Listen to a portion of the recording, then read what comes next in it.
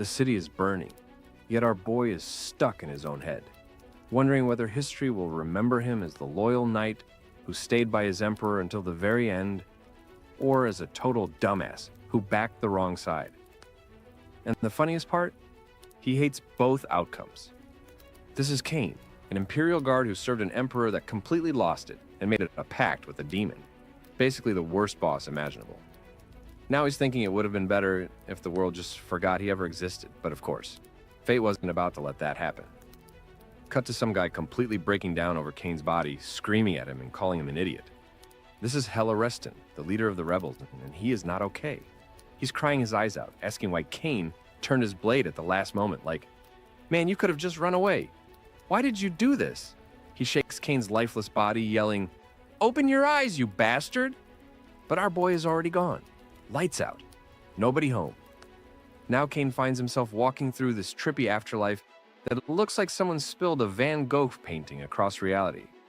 And he's thinking, so this is death. This is freedom. Just walking forever inside a screensaver. Kinda weak. Still, knowing Hela cried for him feels strangely nice. He decides he'll just enjoy this so-called freedom. Then out of nowhere, a glowing blue orb rockets straight toward his face and dives right into his eyeball. Next thing he knows, he's opening his eyes to see an old man who looks a lot like Hela, just ancient and wrinkled, saying the baby was born healthy and calling him Caron, while asking the father if he wants to hold the child. Everyone's talking about how the baby isn't even crying and how strong he is. Meanwhile, Cain's brain is completely lagging, trying to process what's happening, and then it clicks. Oh, this is Hela, just old as hell. That's when baby Cain starts bawling, making Hela think he accidentally made the kid cry. But nope, Cain's just having a full-blown existential crisis while wearing diapers. Fast forward to a history class, where the professor is explaining how the noble knight Cain, who died 45 years ago alongside the emperor, is remembered as a symbol of unwavering loyalty. Sitting there listening is 0-year-old Karen, and he is absolutely not buying it. The professor adds that Duke Hallow probably just wanted to restore his friend's honor, since they were close companions. And Karan immediately goes, "Nah, I think Grandpa's holding a grudge and intentionally turning his dead friend into a hero just to mess with him." The professor's face freezes. Karen explains that Hela can't accept that Cain wanted a quiet death, not to be turned into some legendary symbol, but now he's getting the full propaganda package. Hearing this, the professor starts sweating, because a literal 0-year-old just dropped the most controversial historical take imaginable.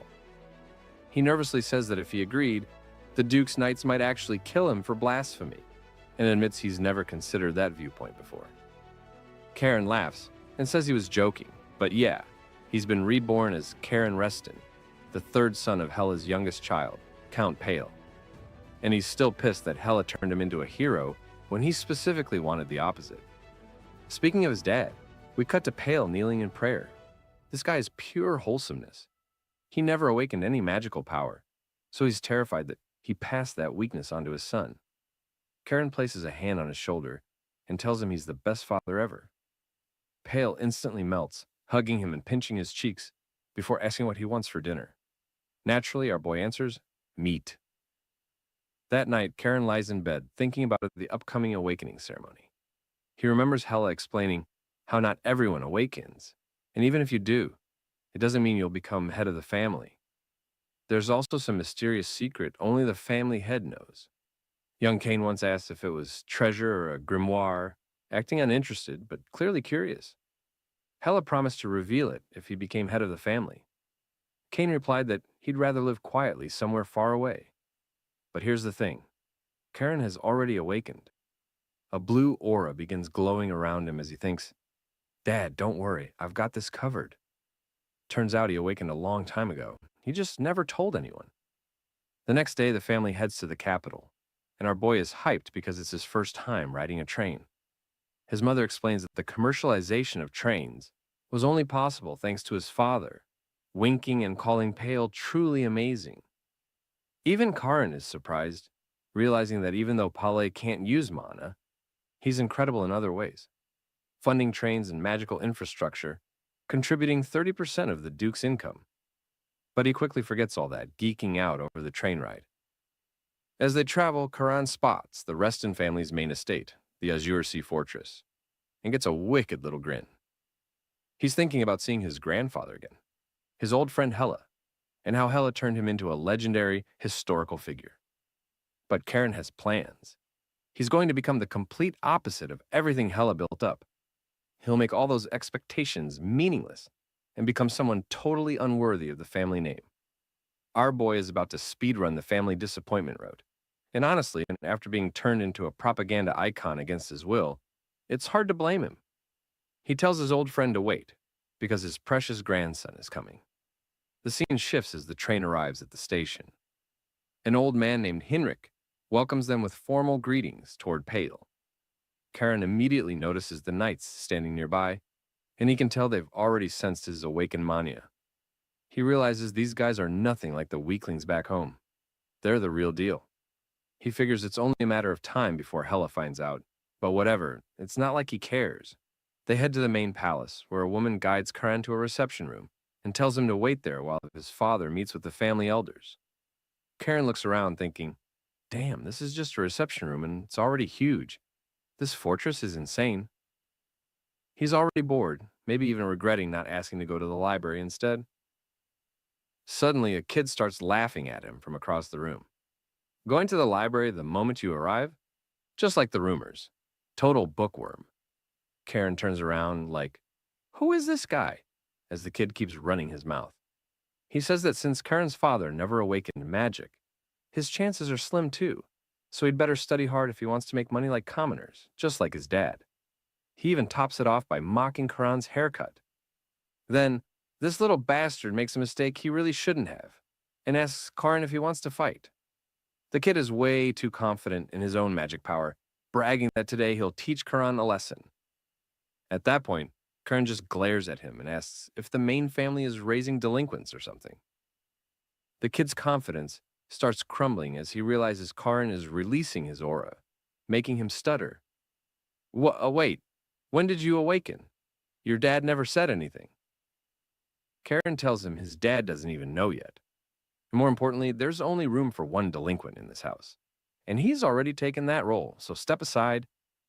As the kid stands there high confused, our boy casually thinks, that settles it. Time for you to finally get a beating. Cut to the elders' meeting, where they're discussing how Karen awakened.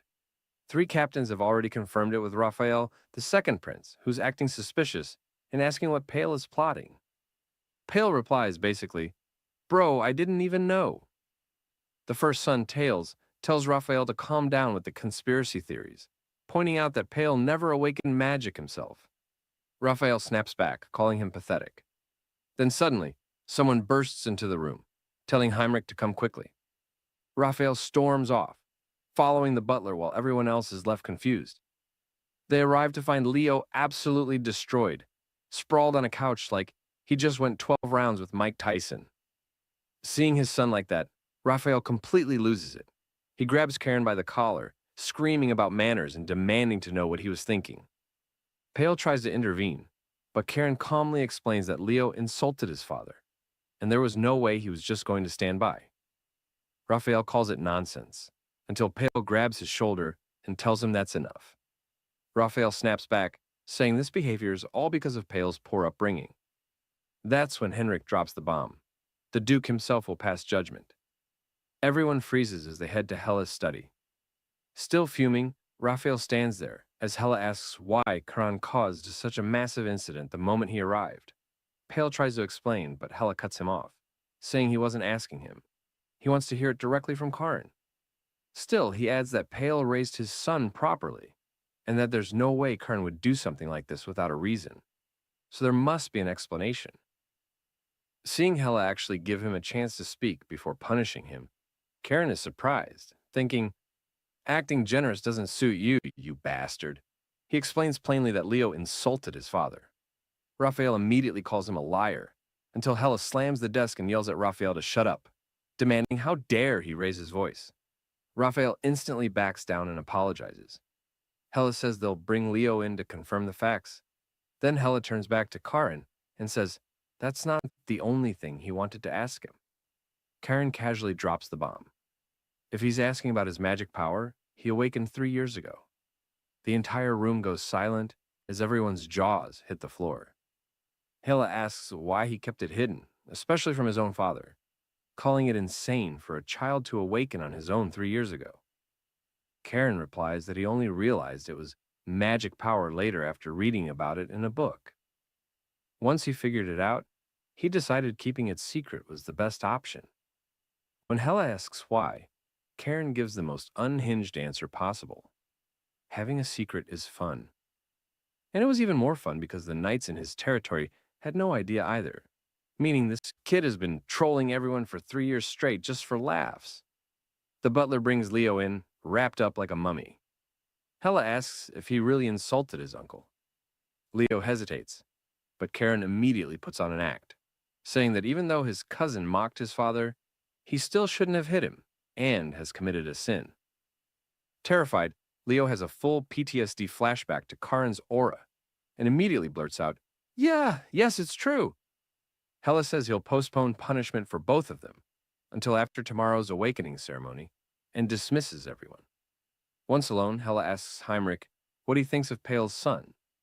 Heinrich says he's not sure, but there were definitely many interesting aspects. Hela agrees, noting that not only did Karen awaken on his own and hide it for years, but he also seemed to question the skill level of the knights assigned to Pale's territory, subtly pointing out that by assigning such weak knights, Hela may have been neglecting them. Heinrich says he's probably overthinking it, but Hela replies that he wishes that were the case. This child is different. He's determined to find out what's special about Karen during the ceremony tomorrow, because simply awakening magic doesn't tell the full story. Whether Karen completes the ceremony safely and what he obtains there has Hela extremely curious. The scene then shifts to an altar deep within a forest, clearly the location where the awakening ceremony will take place. So it's nighttime, and our boy Karen is being escorted through the forest by basically the entire family lineup. Karen looks around thinking, damn, they really called everyone for this? We're talking retired grandpas who could probably still throw hands. Tails and his daughter, Lean Raphael, and his son Leo, the whole squad is here. That's when it hits Karan that the ceremony might be way more important than he expected. They finally reach an altar with a mysterious stone, and Karen goes, so that's the Stone of Oath, huh? Grandpa Halo steps forward with a serious look and explains that when Karan steps into the rift the stone creates, he'll be sent to a personalized nightmare dimension, different for everyone. The goal is to obtain a weapon from that world and then destroy it. Karen nods, saying he's ready, and Halo raises an amulet like he's about to summon Exodia. The moment the amulet connects with the Stone of Oath, reality starts bugging out, space and time tearing apart. The pressure is insane, forcing everyone to brace themselves. Halo asks Karen if he's scared, while Pale looks worried as hell. But Karen just shrugs it off, saying he'll be right back. Destroying things has always been his specialty. As he steps into the dimensional rift, Halo shouts one last piece of advice, telling him to overcome his fear. Karen passes through the portal, and out of every possible scenario, he's back as his old self, Cain, the Emperor's lapdog on the day of the revolution. Karen is instantly pissed, thinking, of course this is what it shows me. Out of all his memories, the stone had to drag up this guilt trip, throwing his dead comrades in his face and forcing him to relive the worst day of his life. As he walks toward the throne room, a creepy voice echoes around him, calling him the child of the Blue Wolves and talking about some ancient covenant with his ancestors. Karen thinks, great, is this a demon? But the voice responds cryptically, saying his bloodline is too pure for a regular demon to interfere, telling him to man up and head to the throne. He pushes open the gates, and there it is, the throne the Emperor was so obsessed with that he literally made a deal with the demon for it. Standing there, Karen realizes all his comrades died because of whatever sits on that throne, and it feels like he's walking over their corpses just to reach it. The voice keeps rambling, saying that Karan, blessed by the cold North Sea, has finally arrived, welcoming him home on behalf of the Blue Clan and all that. Then Karan sees it. His old sword from when he was Cain, the one the Emperor gave him. Ruin. And, shocker, it's a demonic sword. The voice tells him to pour mana into it, but Karan immediately refuses, saying that sword literally devours souls. The voice insists, explaining that Karan's grandfather already purified it, and what he's seeing now is just a demonic illusion meant to scare him. Still, Karan hesitates. Touching that sword might bring back all those memories of blindly following the Emperor's orders, until he remembers his grandfather telling him to overcome his fear. And suddenly it clicks. Oh, that's why Grandpa was being so understanding about this. The ceremony isn't just about obtaining a powerful weapon. It's therapy disguised as a trial, forcing the family heir to face their deepest fear head-on. So Karan grabs the sword, saying, "All right, if that's what this is, let's get it over with." The instant he channels his mana into it, he gets dropped to the bottom of the ocean, floating there and thinking, is this the azure clarity? He watches as the blade transforms from a sinister demonic sword into something pure, realizing this isn't just any weapon. It's the original sword of his ancestor, Rael. His grandfather also wields a progenitor's sword, but this one is so powerful and so different from the family's usual style that it was erased from the history books. The sword suddenly goes wild, and Karan feels an overwhelming surge of power flood his body. He barely holds himself together, asking what the hell is happening. The voice tells him to endure it. The sword is engraving its mana into him. Karan thinks this is the most intense power-up he's ever experienced, and finally asks what the sword's real name is. The voice grows dramatic, explaining that this blade was created specifically to kill demons and devour their power. It was so terrifying that demons erased it from their own memories. Born from the deep, dark, pure seas of the north, its true name is guillotine, the execution sword. Karan stares at the blade as the voice says it perfectly matches his destiny, dark and deep like the sea itself. Curious, Karan asks who the voice really is, guessing it might be the blue dragon, the guardian of his family. The voice dodges the question, telling him he's not worthy of knowing its true name yet. If he ever becomes strong enough to dominate the seas, he can find it in the North Sea. Karan is slightly annoyed, but focuses on the bigger issue: how to get out of here. The voice says, "You already know?" Karan grins, realizing he just needs to destroy the throne. He says he's always wanted to smash that thing anyway. Channeling his mana into guillotine, he swings with everything he has. Outside, the tension is thick. Halo notices Pale looking stressed and tells him to calm down. Pale apologizes, saying it's hard watching his son go through something he never experienced himself. Halo gives him some calm, fatherly advice about composing himself. Pale smiles, just as the Stone of Oath begins to glow once more.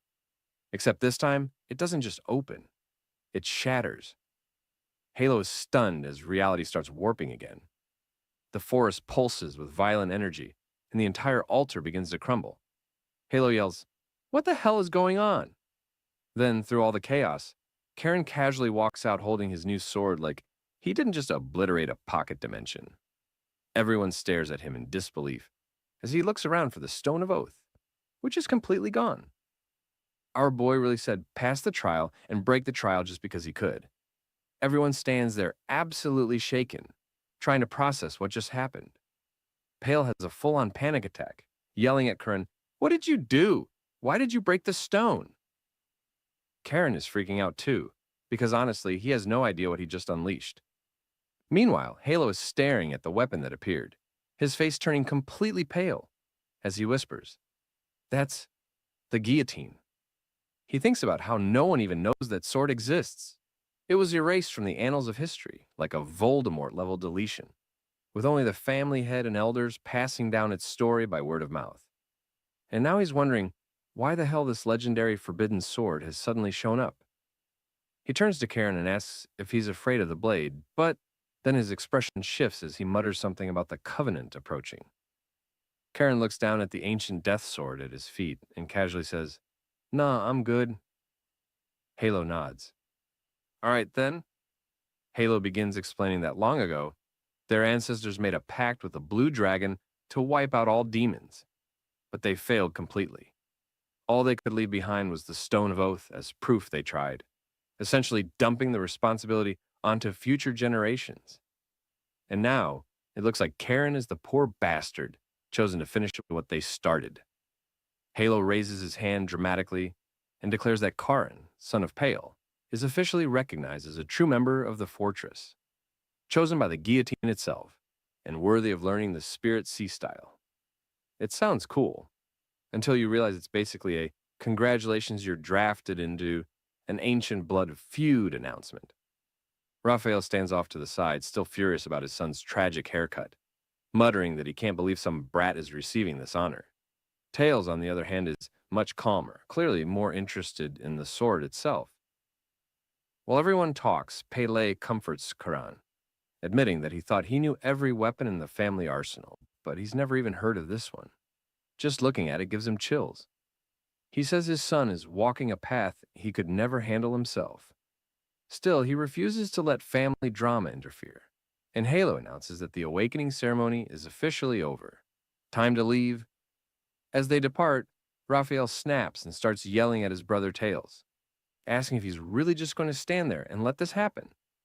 Tails responds that they need to talk privately soon, adding that even someone as greedy and ambitious as Raphael should be able to sense how serious this situation is. Raphael asks if Tails knew about the sword. Tails replies that it's his first time seeing it too, sending Raphael into an existential meltdown, muttering about how he doesn't understand why it had to be Pale's son of all people. Pale tries to be the voice of reason, saying now isn't the time for family infighting. Still here? That's a like then subscribe too, don't be shy. Cut to the next day at the train station. Pale is in full worried dad mode, asking Karan if he'll really be okay staying alone at the fortress. Heinrich replies, "Is there anywhere safer than the fortress?" Pale admits that's true. It's safe from outside threats. What worries him are the threats inside, namely his backstabbing brothers. Still, he doubts they'd try anything too reckless, with his father around. Heinrich clears his throat and announces that the one assigned to teach Karin the spirit sea style is none other than Lady Sabina. Pale lights up at the name, saying he hasn't seen his aunt in ages. If she's the one teaching Karin, he can finally relax. Karen immediately recognizes the name, Halo's sister, a master just as skilled as him, once known as the White Wolf. Pale tells Karin that his aunt has always spoiled him rotten, so he'd better not disrespect her. Karen promises to do his best. Heinrich adds that the family head is preparing a residence for Pele inside the fortress, so he can visit any time. Pele immediately starts crying, overwhelmed with gratitude, while Heinrich tells him it's no big deal. Pale says his goodbyes, telling Karin to contact him if he ever needs help, and boards the train. Karen heads toward the top of the fortress, as Heinrich tells him they should hurry. Sabina is already waiting. Karen replies, "Yeah, can't keep my great-aunt waiting." Heinrich instantly stops him and gives a critical warning. Sabina absolutely hates being called grandmother, and he should avoid that word at all costs. Karen thanks him, though internally he's thinking, what's wrong with calling a grandmother a grandmother? They enter the fortress, and Heinrich explains that only direct descendants can enter this cultivation chamber. Sabina is already inside, and Leo is there too. Karen gets excited, thinking training with Leo sounds fun, especially since Leo personally requested to train under Sabina. Karen says he's heading in. As he runs off, Heinrich watches him go, thinking it's about to get lively around here again. Karen stops outside the door, immediately sensing the overwhelming aura radiating from inside. Yeah, this is serious. Suddenly, a voice snaps at him, asking if he plans to stand there all day like an idiot instead of coming in. He enters, bows respectfully, and his jaw drops as she asks if he's surprised she doesn't look the way he expected. She looks way younger than Halo, like, this woman does not look like anyone's grandmother. She casually mentions that he's Pale's son, and comments on how fast time flies. Karen's mind immediately starts racing, as he wonders if she reconstructed her body with magic, an 8-star knight ability. But that can't be right. Can it? She snaps at him, asking why he's standing there like a statue, and tells him to sit cross-legged next to Leo. Sabina says she never expected someone his age to call her the white wolf. Karen explains that he likes history and read about her in a book, which makes her smile as she says he's just as interesting as her brother described. When Karen perks up and asks what his grandfather said about him, she replies that Halo said he's someone she would definitely take a liking to. Now that she's seen him in person, she understands why. She explains that Halo told her Karan is a child who must navigate a vast ocean, and her role is to help him one day rule the sea. She stands up and announces it's time to begin. She explains that by using Azure Mana, they create and operate oceans within their own bodies. The more oceans they can operate, the stronger they become. When someone can operate 8 oceans, they reach the 8-star level. The stage where those 8 oceans move as one massive sea is the 9th star. Across the entire continent, only 3 people have reached that level, and within the Empire, only 1. Karen says that person is his grandfather. She confirms it, which makes Karn resolve to reach Halo's level in this life as well. She can feel that determination pouring off him and says he's an interesting boy, one she'll enjoy training. She tells him to start by letting his mana flow through the passages opened by the ritual, reminding him that the power of the sea isn't meant to be controlled, but accepted. Karen starts feeling his mania, describing it as rough, crashing waves that need to be calmed. He focuses it from his heart, and it becomes immediately clear that his mana output is completely different from Leo's. She notices this and questions whether this really is the mana of a child who just completed the awakening ritual. Even Leo, who's been learning the domination technique for the past 2 years, has only just begun aiming for the 2nd star. Meanwhile, Karen is carving out his mana passages on his own, despite her not having taught him how yet. Karen says it feels painful, like his body is being torn apart, and he slows his training.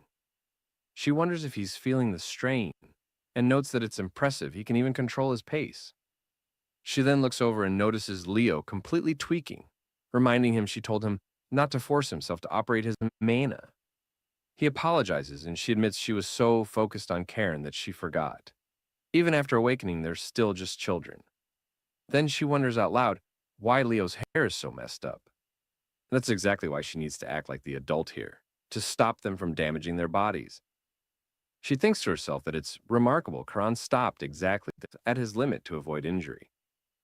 At such a young age, having the composure to restrain himself despite his hunger for strength shows just how exceptional her older brother truly was. But she doesn't think she'll need to act as Karan's lighthouse.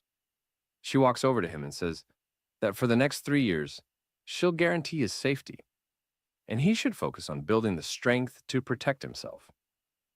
Karen agrees, and she declares it's time for practical training. They head out to where the other trainees are, and Fantasy Saitama is training there too. The instructor turns as Leo and Karan arrive, and Leo asks if Karan is really planning to use that sword for training. Karen replies, "Of course. Everyone keeps saying the sword's aura is too dangerous, so he's not even allowed to draw it from its scabbard." Leo says that's not what the instructor meant. The instructor welcomes them both, and Karan looks up as the man introduces himself. He says he'll be overseeing Karan's sword training today, and that he's the knight commander of the Sea Wolf Knights. His name is Zir Winterguard. Karen says it's a pleasure to meet him, and can immediately tell he's at the 8-star level. Zir says he may sound rude, but he won't address them as young masters or anything similar, not until they've proven themselves. Karen says that's fine, since it's more comfortable for him anyway. He's not used to the title, and he understands it's a family tradition for the Blue Wolves to earn respect through skill. Zir finds that response interesting, noting most people would see it as disrespectful, Leo included, who wonders why he's catching a stray. Karen stares at him, laughs, and says it won't matter, because they'll all bow at his feet eventually. Zir comments that maybe a successor with a proper head on his shoulders has finally arrived. Then he looks at Crane's expression, cold and menacing, and immediately revises his opinion, thinking that perhaps someone even worse than that scum Leo has shown up. The scene shifts into a full 3-year time skip. Halo is relaxing, sharing drinks with his sister, as she praises his liquor collection, saying it's incredible. Halo clearly enjoys the compliment, but tells her she could at least stop raiding his stash. Sabina brushes it off, saying it's the least he can do, after she spent 3 years teaching those brats. That makes Halo nostalgic, and he asks what she thinks of the boy after watching him all this time. Sabina drops a bombshell. She straight up calls Karen a monster. Halo immediately reacts, asking if she just called his grandson a monster. Sabina doubles down, saying that even calling him a genius would be an understatement at this point. Halo turns to Zir, asking him to back him up, but Zir agrees with her. After watching that kid for 3 years, he can't deny a single word she said. He starts listing all of Khan's insane qualities one by one: his physical strength, his talent, his mindset, his training attitude, and then drops a real bombshell. Khan is actually better than Hugo, the first Grand Heir everyone believed was the ultimate prodigy. Halo's brain practically short circuits. He's like, wait, you're saying he's on the same level as Hugo? The guy who's supposed to be the greatest talent in the entire empire? Zir simply nods and replies, yes, that's exactly what I mean. Now Sabina turns serious and says, if this isn't handled carefully, it's going to cause serious trouble for the family. Halo looks confused, so she explains that they need to consider what Karen's existence means for the succession line. Basically, once Karen's talent becomes widely known, his uncles will realize their own sons are being completely overshadowed by their nephew. Halo tries to defend his sons, asking if she's really suggesting they'd see their own nephew as a threat, but Sabina shuts that down. She points out that things may be fine right now while Halo's in control, but once news of Khan's absurd talent spreads across the empire, the situation will spiral fast. Halo realizes she's right. Sabina then grows somber and asks if this means the end of their family now that the Oathstone has been broken. On top of that, magical beasts are pouring in from beyond the North Sea. Taking everything into account, it's clear their family could be in serious danger. Halo tells her not to dwell on it, reminding her that the one who broke the stone is destined to raise a new one, just like their founding ancestor did long ago. Sabina pauses, saying this is the first she's heard of that, and asks if it's some secret prophecy only the family head knows. Halo confirms it, saying the time of the covenant is approaching. Sabina sighs, realizing their adorable youngest is about to carry an enormous burden, and asks when Halo plans to tell Karen the truth. Halo answers that he'll tell him when the time is right. The scene shifts to Pale, reading a letter from our boy. It starts off normally, with Karen asking how his parents are doing and apologizing for not visiting because he's been training non-stop. He tells his dad to dress warmly since winter is coming, and he knows his father gets cold easily. Then he casually mentions that he's already mastered 4-star sea control and the 4th form of herring swordsmanship. He says he's been getting along well with the relatives and taking care of Leo. Then comes the real reason for the letter. He's broke and needs his allowance topped up. Back with his father, Paley bursts out laughing, asking Heinrich if he remembers how stressed he was when he first sent Karen to the fortress 3 years ago. Now, the kid is thriving. Heinrich mentions that the fortress is never quiet anymore because of Karen. Pale says he keeps telling the boy not to stand out so much, but Heinrich responds with a poetic line, saying that a jewel shines even when buried. The mood shifts as Heinrich warns that the situation is changing and they won't be able to hide Karen's abilities much longer. He's likely to be assigned a real mission soon. Pale worries because his 2 older brothers definitely won't be pleased with Karen's rising reputation, but Heinrich reassures him, saying Aunt Sabina dotes on Karen, and with her backing, the brothers can't make a move. Pale feels relieved, saying Karen mentions in every letter how much Sabina cares for him, but it's reassuring to hear it confirmed. Heinrich adds that Sabina has always had a soft spot for Pale as well. Pale jokes that all those monthly allowances she sends must be part of that affection. Pale then grows concerned again, mentioning that he heard Sabina will be leaving the fortress soon. Heinrich tells him not to worry, explaining that Karen has formed strong bonds with the fortress knights, and they've even given him a nickname, which is a big deal. Pale laughs, saying he's heard about it. They call him the young mad dog of the Azor Sea Fortress. We cut to a training scene where Karen absolutely shatters a knight's blade during combat.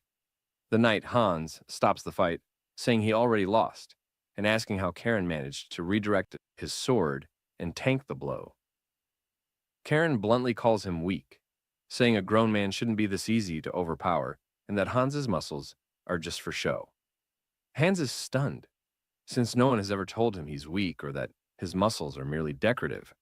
But Karen is just being honest. Hans admits that fighting Karen without magic has become nearly impossible, and it wasn't this bad just last year.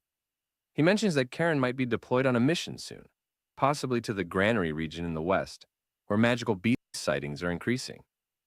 Karen immediately turns to Leo and asks if he heard that. Leo replies that he absolutely does not want to be deployed with Karen. The knight he's sparring with tells him to focus on his own match. Leo apologizes, but says completing a mission might at least make his parents proud. Back with Pele and Heinrich, Pele explains that the real reason he called Heinrich wasn't about the letters. It's something else.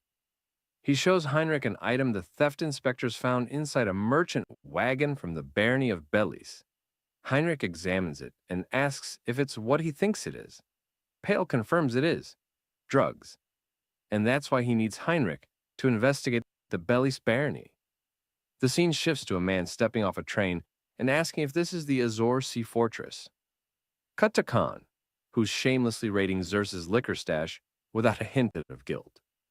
He thinks that just because he's stuck in a child's body doesn't mean he's forgotten the taste of good alcohol, and stealing from Xer never stops being fun. He then notices two unfamiliar people he's never seen before. One of them asks a butler if it's true the Duke has left, saying he has urgent business. The butler confirms the Duke went to the capital to flatter the king, so the knight commander is in charge for now. Karen calls out to them, and the butler nearly jumps out of his skin when he realizes Karen is standing there. Karen asks why they've shown up so late. The man introduces himself as Baron Rohan of House Belize, saying he has an urgent request. Karen just stares at him, and Rohan starts rambling, explaining that Karen is the son of the third prince who was pushed out of the line of succession, unlike his father. Still, Karen awakened magic and is currently training at the main house. He's doing this long, formal introduction while Karen is standing there, holding stolen liquor. Karen cuts through the formalities and says he'll listen. The butler suggests sending the man to the knight commander instead, but Rohan is completely distracted by why this kid is holding a bottle of alcohol. Karen explains that normally this kind of matter would be handled through intermediaries, but if Rohan came all the way here in person, it must be serious. As a noble, it's only right to receive him directly. The butler says he'll inform Xer separately, and Karen tells him to do so. Rohan thinks this kid has surprisingly sharp political instincts, but the liquor bottle keeps throwing him off. He wonders if the rest of the family is really okay with a 12-year-old drinking. Karen gets straight to the point, asking if the issue is the bandit group camped in the eastern mountains of the barony. Rohan confirms it. Karen lays it out clearly. Ever since those scum appeared, drugs have flooded the streets, and commoners are being kidnapped and sold as slaves. Rohan admits it's disgraceful, but their barony has barren land and no specialties. They haven't maintained a proper military for over a year, so they couldn't deal with it. His father eventually snapped and led what little force they had left into battle. It ended exactly as you'd expect. They were wiped out. Now his father's bedridden from the injuries. Rohan blames himself for his father's condition and for the suffering of the people due to his own incompetence. Karen sets the bottle down, saying trash like that deserves to be ripped apart. Still, something feels off. Even with a weak military, normal bandits shouldn't be able to overpower an actual army. Rohan says it's not confirmed, but they suspect deserters from the southern kingdom, currently at war, are mixed in with them. Karen thinks it over. After overthrowing that tyrant of an emperor, the downsized imperial army has been fully focused on the southern war. With no resources left for the north, public order naturally collapsed. The deserter theory actually makes sense. He changes the mood and asks Rohan if he wants a drink since things got heavy. Laughing, Karen explains that Bellis borders his father's territory, so from his position, he can't ignore this. If possible, he wants to help personally. Rohan thanks him, though internally, he's questioning whether it's really okay to drink alcohol handed to him by a literal child. Karen adds that the liquor was stolen from Xer's personal stash, so it has to stay secret.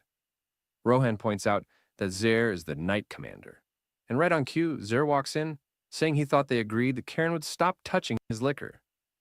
Rohan nearly has a heart attack.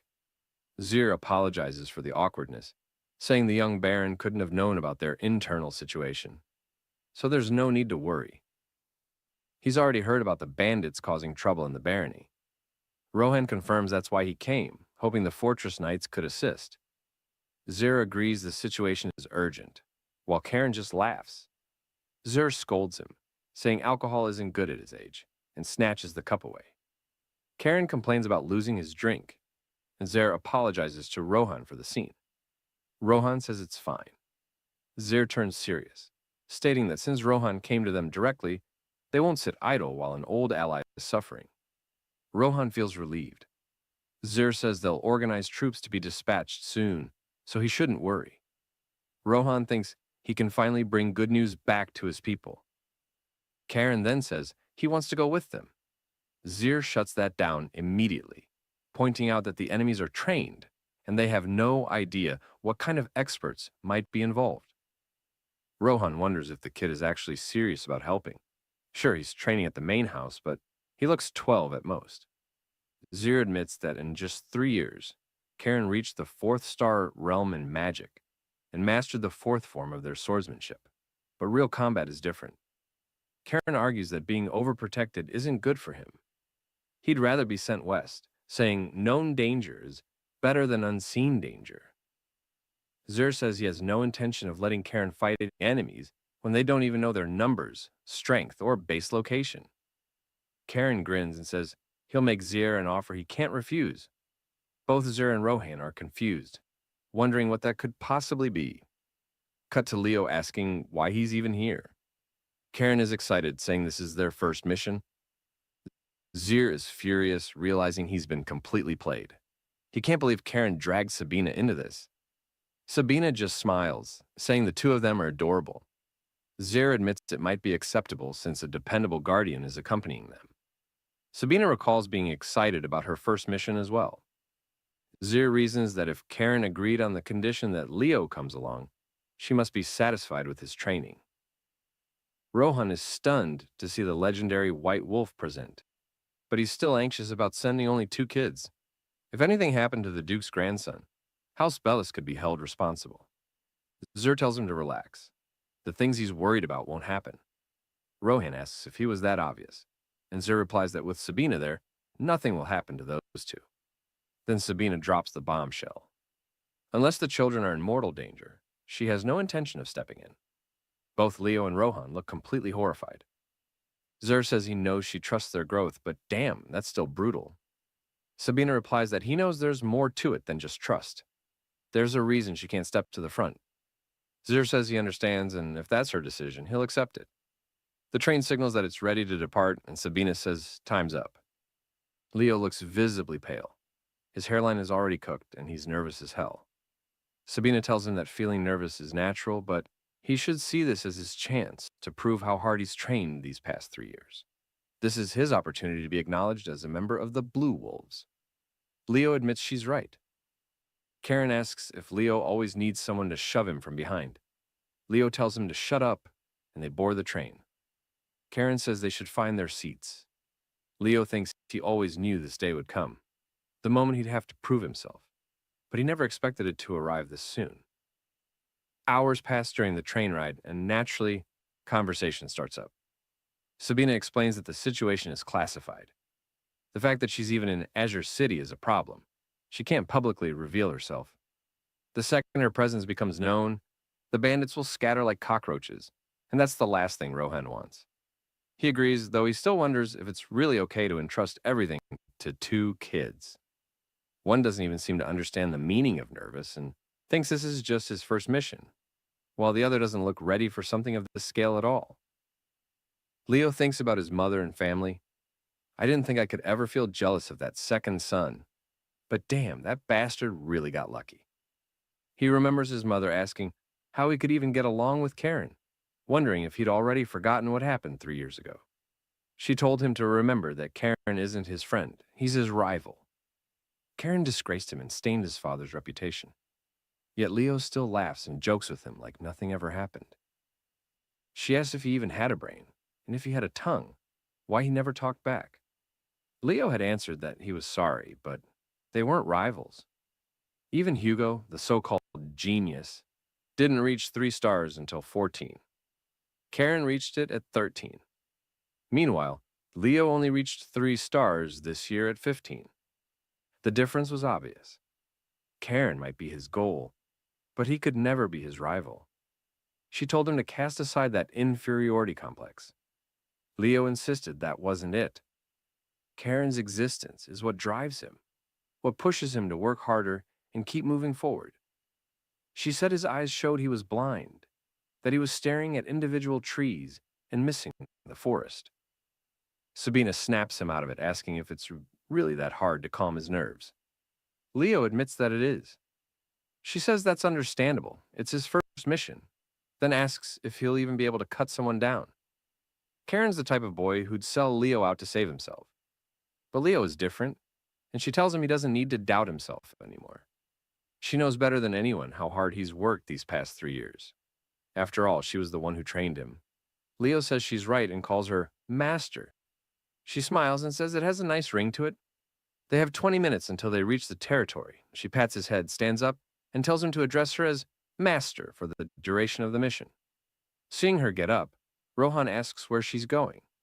Sabina says that if she appears at the station, word will spread instantly, so she needs to move ahead first. Rohan points out that the train is still moving. He keeps calling her the White Empress, and she corrects him, telling him to just call her Lady Sabina. Then she completely ignores what he was saying, and adds that she'll be keeping an eye on those idiots, so he doesn't need to worry. And even if something does happen to them, neither he nor his family will be held responsible. Then she straight up jumps out of the moving train.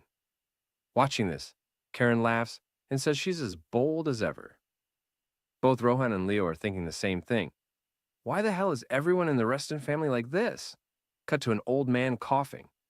This is Rohan's father, saying his body isn't in the best condition and asking them to forgive him for receiving the young wolves of Reston like this. As they sit down, Karen says not to worry and asks about his wounds. The Baron replies that he's past the danger point and appreciates their concern. He adds that Karen might not remember, but they met 10 years ago when he visited with his father. He says Karen has grown splendidly. Karen asks him to speak casually, explaining that he isn't good with formal etiquette and it makes him uncomfortable. Rohan suggests at least calling him Young Lord, but Karen insists that being casual puts him more at ease. The Baron says that if Karen is already on his first mission, he must have reached the 4th star at a very young age. Karen mentions that his cousin Leo is at 3 stars, leaving Leo wondering why he's catching another stray. Karen is surprised the Baron knows so much despite not being a warrior. The Baron replies that even if he isn't one, the fact that Karen was dispatched at all shows how highly he's regarded. Because of that, he hesitated to assign such a dangerous task to promising young men. Karen says he understands the concern, but if they fail this mission, it would disgrace the proud honor of the Blue Wolves. They have no intention of failing. He asks Leo if he agrees and says they'll see it through no matter what. The Baron laughs, thanks them, and then starts coughing again.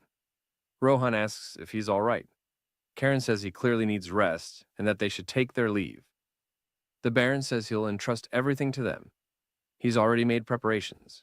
Just follow the man he's assigned. As they head out, Leo calls to Karen. Karen asks if he's already tired. Leo says that's not it, but he wants to know if they can really trust this so-called herbalist. Even if he's a skilled local guide, there's no guarantee he isn't working with the bandits. Karen asks if Leo is finally starting to use his brain, saying that the guy is obviously part of the bandits. Leo asks how he can be so sure. Karen explains that it's because of the conversation he had with Rohan when they first arrived at the station. He'd asked how they planned to locate the bandits' hideout, and Rohan had reluctantly admitted they had no choice but to use a traitor from within their own territory. Karen thought it was a reasonable approach. Leo still has doubts and asks why Karen didn't tell him sooner. Karen replies that it's because Leo had been wound up in his nerves all day. Leo thinks to himself that Karen knowingly sticking with a traitor really shows how calculating he is. Karen agrees, saying the fact that the guy hasn't been punished until now proves it. and also shows just how desperate they are. That's exactly why they're being used as bait now. Noble sons traveling through the barony toward a neighboring domain. The perfect setup to draw them out. The herbalist suddenly turns around, bandits appearing behind him, and says, "This is perfect, especially since they've brought in more than promised, considering they're nobles." A bald bandit comments that these young masters don't look like they'll come quietly. But Karen was already itching for violence. He instantly draws his blade, calls them insects, and demands to know how they dare spread drugs in his father's territory. Cut back to the Belly's estate. The Baron is still coughing heavily. Rohan immediately panics, asking if he's all right. His father insists he's fine, even though he's clearly hacking up a lung. Rohan hands him some water, as if that'll fix years of neglect, and the Baron thanks him. Rohan then asks, full of worry, if those two young dukes will really be okay out there. The Baron gives a calm explanation, saying that sending two children into bandit territory without full intelligence is the higher-ups' way of saying they trust those boys completely. He adds that Karen reminds him of the young duke, not just in appearance, but in that relaxed confidence and fearless attitude. He concludes that they'll be fine. Rohan nods, still worried, but accepts it. Back in the forest, it's pure carnage. Karen is tearing through the bandits, cutting them down one after another. Leo just stands there, watching this kid casually slaughter grown men, thinking that Karen is a complete monster. Even the bandits are shaken. One of them turns to their leader and says, "These aren't normal kids and that they need to retreat and warn the main group." But the leader's pride won't allow it. He charges forward, shouting that he won't be humiliated by some brat, leaping into the air and releasing his aura. Karen doesn't even react. He casually swings his sword, annoyed by how loud the guy is, and slices him cleanly in half. The leader drops to his knees, clearly regretting every decision he's ever made. Leo blinks, wondering when he even drew his sword. Karen wipes the blood from his blade, irritated that his clothes got stained. Leo sheathes his own sword, realizing that Karen's aura was so overwhelming, he could have had his throat slit without noticing. The remaining bandits immediately surrender, throwing their hands up and begging. Karen asks one of them his name. The man answers that it's Yura. Karen asks if he has rope. Yura says yes, and Karen tells him to bring it. Leo is completely confused by what's happening. Moments later, both Karen and Leo have their hands tied. Leo asks if they really need to go this far. He understands tying themselves up, but making the bandit carry their weapons feels like overkill. Karen explains that they're acting as bait to locate the base, so it needs to look convincing. If they walked in armed, it would raise suspicion. This way, it makes sense that they were captured. He then asks Yura if they're deserters. Yura admits they are, from the 9th Regiment, 1st Battalion, 3rd Infantry Division of the Kingdom of Seas. Leo realizes that means they're from the southern front where the war is happening. Karen asks how many of them there are. Yura says 130 men, including 1 mage and 2 knight escorts. Karen is surprised, commenting that 130 deserters is insane, and that a mage being involved is strange. Yura starts sweating, realizing how badly he messed up. He thought these were just ordinary noble kids, but the blue aura he saw in Karen's eyes earlier means they're from House Restston, the very core of the Orish Empire. Karen keeps thinking about the mage, wondering why deserters would come all the way to such a remote northern region. Yura explains that their commander promised them enough money to retire comfortably, so everyone followed him. But Karen isn't convinced. Why would a simple infantry commander have access to a high-level mage? And why would so many soldiers turn into bandits just for money? It doesn't add up. Yura says they're almost there. Karen replies that he'll see for himself soon enough. They arrive at the stronghold and guards on the watchtower question Ura, asking if he actually brought hostages, where everyone else is, and why he's alone carrying their weapons. Yura spins a story about capturing the brats by himself, saying this is his catch and nobody else is allowed to touch them. He adds that the rest of the crew is chasing off guards who escaped, so they need to hurry up and open the gate. One guard mocks him, asking if he's excited to finally get praised by the boss. Another complains that he took long enough. Yura tells them to shut up. Karen quietly observes that for someone who joined a bandit, Krura turns out to be surprisingly soft-spoken, and mentions that there's this strange power he's been sensing the entire time. Yura is sweating bullets, staring at Karen's blade and saying he's been getting seriously creepy vibes. Karen agrees. If even his sword is reacting, then the situation is worse than he thought. Leo tells him to look, and that's when they notice birds crucified and nailed up all around the area. Karen's expression hardens. If sacrifices like this are involved, then they're definitely dealing with black magic. Just like that, what was supposed to be a simple bandit raid has turned into a full-on demonic cult mess. Realizing things are about to get ugly fast, Karen immediately tells Yura to cut their ropes and return their swords. Right on cue, the magic circle carved into the ground begins to glow. Karen tells Leo to draw Sulfid, his sword's name, and to be ready because he's going to need it very soon. Leo barely has time to ask what he means before skeletons start crawling out of the ground. Yura completely loses it, screaming at the top of his lungs. An entire undead army rises up and some guy starts shouting about how the hostages walk straight into their trap, calling it a blessing from the gods. The leader of this unhinged group appears, surrounded by archers, welcoming them while mocking them as precious noble brats. Karen scans the area and notices there's no sign of the Black Wizard, figuring he's probably hiding somewhere, chanting creepy spells. Then Karen pulls a bold move. He grabs Yura and threatens to slit his throat, asking if they're okay with that. Yura is absolutely terrified, while Leo is like, "How are we the ones taking hostages now? Aren't we supposed to have noble honor?" The leader pauses, his men keeping their bows trained, and questions how a noble could take hostages when honor is supposed to mean everything to them. Karen fires back, asking why they can't when the bandits do it all the time. Yura just stands there shaking.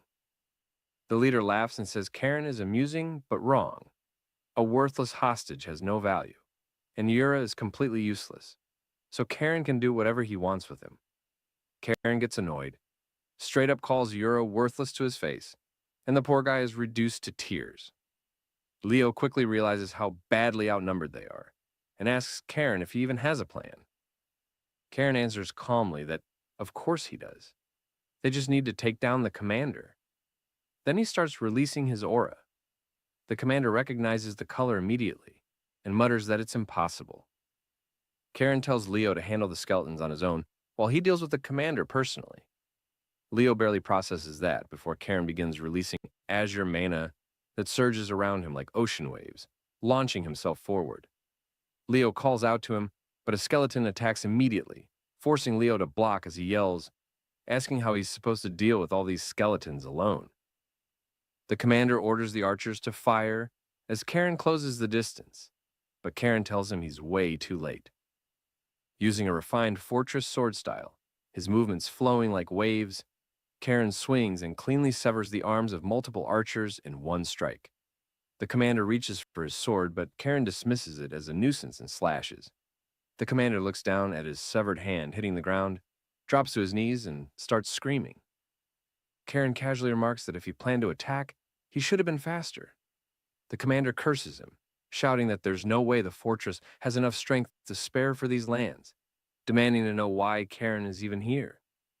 Karen explains that this barony borders his father's domain, and he's not going to kill him, just drag him back to the fortress. Meanwhile, Leo is basically playing Dynasty Warriors against the skeleton soldiers. Karen even comments that Leo's doing pretty well, despite Leo clearly being on the verge of a panic attack. The archers still have their bows raised, but no one dares to fire after watching a 3-year-old disarm them and sever their commander's hand. Karen tells Leo that his current approach works with the Sea Wave sword style, but he should be crushing them with raw strength instead. The commander asks if Karen really thinks he's leaving here alive. Karen asks his name, and the man answers that it's Michael Knox. Karen says he's not killing him, then stabs him in the knee anyway. Michael screams again as the archers freeze in fear. Karen laughs and tells Michael to order his men to drop their weapons. Michael shouts the command, and bows hit the ground everywhere. Karen praises him, saying he likes obedient people. Michael can't believe they lost to a pair of kids, but still talks big, claiming that once the rest of their forces arrive, Even Karen won't be able to handle it, even if he's from House Reston. Karen says it sounds like Michael still has hope, asking if he's relying on the Black Wizard and whether he really thinks his family would send only 2 children for this mission. Leo finally finishes off the skeletons when a massive explosion rocks the area. Karen remarks that of course they had a guardian knight, and thanks to all the time he wasted, it looks like his master already captured the Black Wizard. A woman walks into view, carrying the wizard's severed head and looking absolutely furious.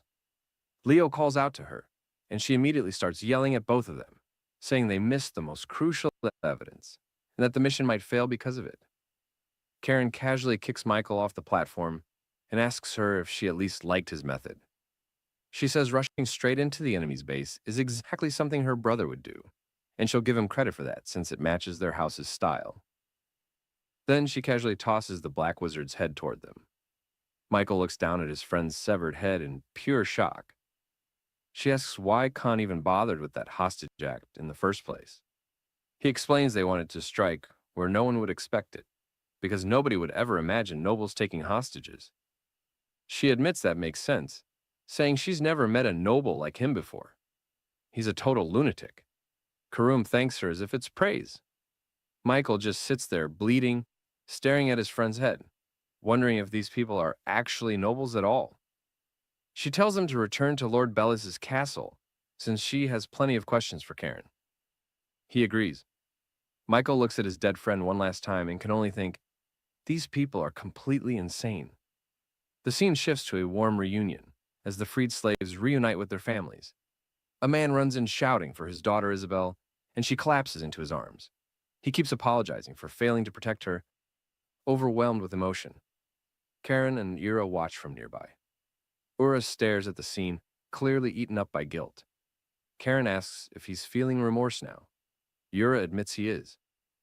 Karen replies that it's still a bit early for guilt, since being thrown into the Baron's prison like his friends might actually have been a better outcome for him. Ura looks confused and asks what he means. Karen explains that Ura is going to the fortress along with his boss, Michael, who's still lying on the ground missing a hand. Ura asks why he has to go, and even Sabina joins in asking if they're really not going to restrain him. Karen looks at Ura and explains that for now, they need someone to help transport Michael, since he's in no condition to walk. Sabina considers it, and Karen warns Ura not to relax too much. At that moment, some of the freed prisoners speak up, asking if Ura is going to be punished as well. Karen confirms it, saying he's technically a bandit just like the rest. Then one man steps forward, admitting it might be rude to speak out. But Ura genuinely cared for them while they were imprisoned. He secretly brought medicine to the sick and food to those who were starving, and they asked for mercy on his behalf. Sabina looks to Karen for his opinion. Karen says they should at least consider leniency, since Ura helped guide them to the hideout. Yuri suddenly gets excited and declares he'll serve Karen loyally for the rest of his life. Karen immediately shuts that down, telling him they literally just said not to let his guard down. Just then, Leo calls out that he's found something and that they should come see it. They open a barrel and Karen's eyes widen as she asks if it's what she thinks it is. Inside are magic stones. Meanwhile, the people of the Baron watch excitedly as the bandits are taken away. Leo comments that Rohan is probably going to throw a huge banquet over this. He waves cheerfully at the townspeople, but Karen stays quiet, clearly deep in thought. Leo asks if he's being ignored. Karen says it all makes sense now. There had to be a reason such a large group was hiding out in these remote mountains. The Baron's family probably didn't even realize there was a magic stone mine within their own land. He doesn't know the quality yet, but simply having a mine could generate massive profit. Leo thinks to himself that something bad is brewing again. Sabina mentions that Rohan has come to greet them. Rohan welcomes everyone as the rest of the group escorts the prisoners to the dungeons. Sabina says she'll take charge of the bandit leader and asks if that's fine. Rohan agrees but says he has a small request. She replies that she's only here as a guardian and that he should speak directly with her students. Rohan explains they prepared a modest banquet and would like to eat together and talk. Karen immediately apologizes, saying they need to head back to the fortress right away. Leo looks crushed. He really wanted that free meal. Rohan asks if they're sure, mentioning the commission payment. Their territory doesn't have enough funds to pay the fortress, so he asks for a deferral. Karen's eyes gleam with interest, and Leo immediately notices that familiar look. Karen says he'd been wondering why the bandits chose to settle in such a barren wasteland, and now he understands. Rohan asks what he means. Karen explains that Bella's Baron is remote and has no notable specialties. It's basically a backwater village. Rohan struggles to keep his composure, as Karan says the bandits were after something else entirely. He pulls out a magic stone, leaving Rohan stunned. Karen asks if he knew these existed in his territory. Rohan says he had no idea there was a mine anywhere nearby. Karen says that in that case, he'd like to make a proposal. Rohan asks what it is, and Karen presents a business deal. He suggests jointly developing the mine with the fortress on the condition that the fortress provides the initial funding and security. Rohan's mind races. Even ignoring development costs, storage and guards alone would cost a fortune, but having the Rest family involved could be extremely beneficial. He starts to think it might be worth considering, but wonders who gave this kid the confidence to negotiate something this big on his own. Karen says he'll report everything to his father first, but if the project moves forward, Fortress Knights could be stationed here, boosting the economy and solving defense issues at the same time. It's a clear win-win. Rohan asks what share of the mine the Duke's house would want. Karen replies that's something he'll discuss with his father, since someone his age isn't qualified to decide those details.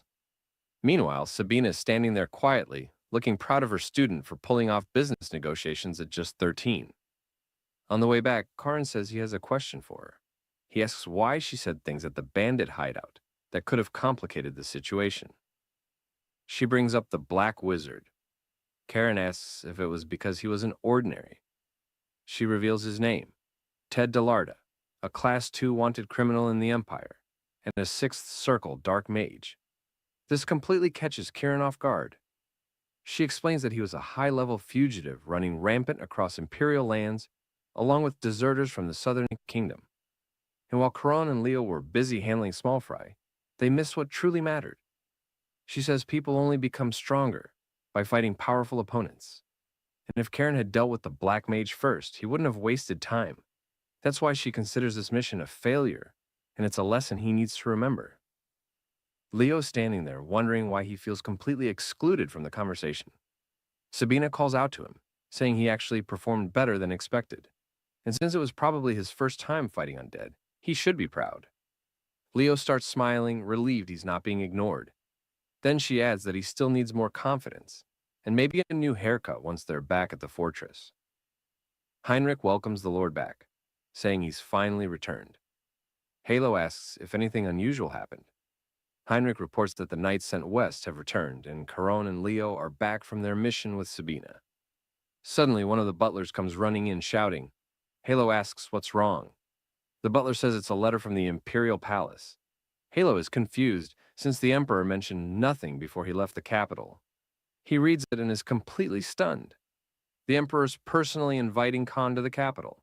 The train rolls into Changhe, and Yura steps off, carrying Michael like a sack of potatoes. Michael hits the ground, stunned, because, while he knew the place was supposed to be big, the fortress is absolutely enormous. Michael, still missing a hand and bitter about it, tells Yura not to believe anything that Brat said. He insists they'll both be thrown in prison any moment now, and if they want to live, they need to run the second the guards look away. Ura responds by punching him straight in the face, telling him to shut up already. Leo and Karen watch the whole thing, clearly enjoying it. Yura snaps back that Michael was the one who called him useless and said he should just die, so why would he help him escape? Then Pale arrives, and chaos follows as usual. Karen lights up when she sees her dad. Pale asks Sabina if she's been behaving herself, and she casually replies more or less, mentioning that he got summoned too.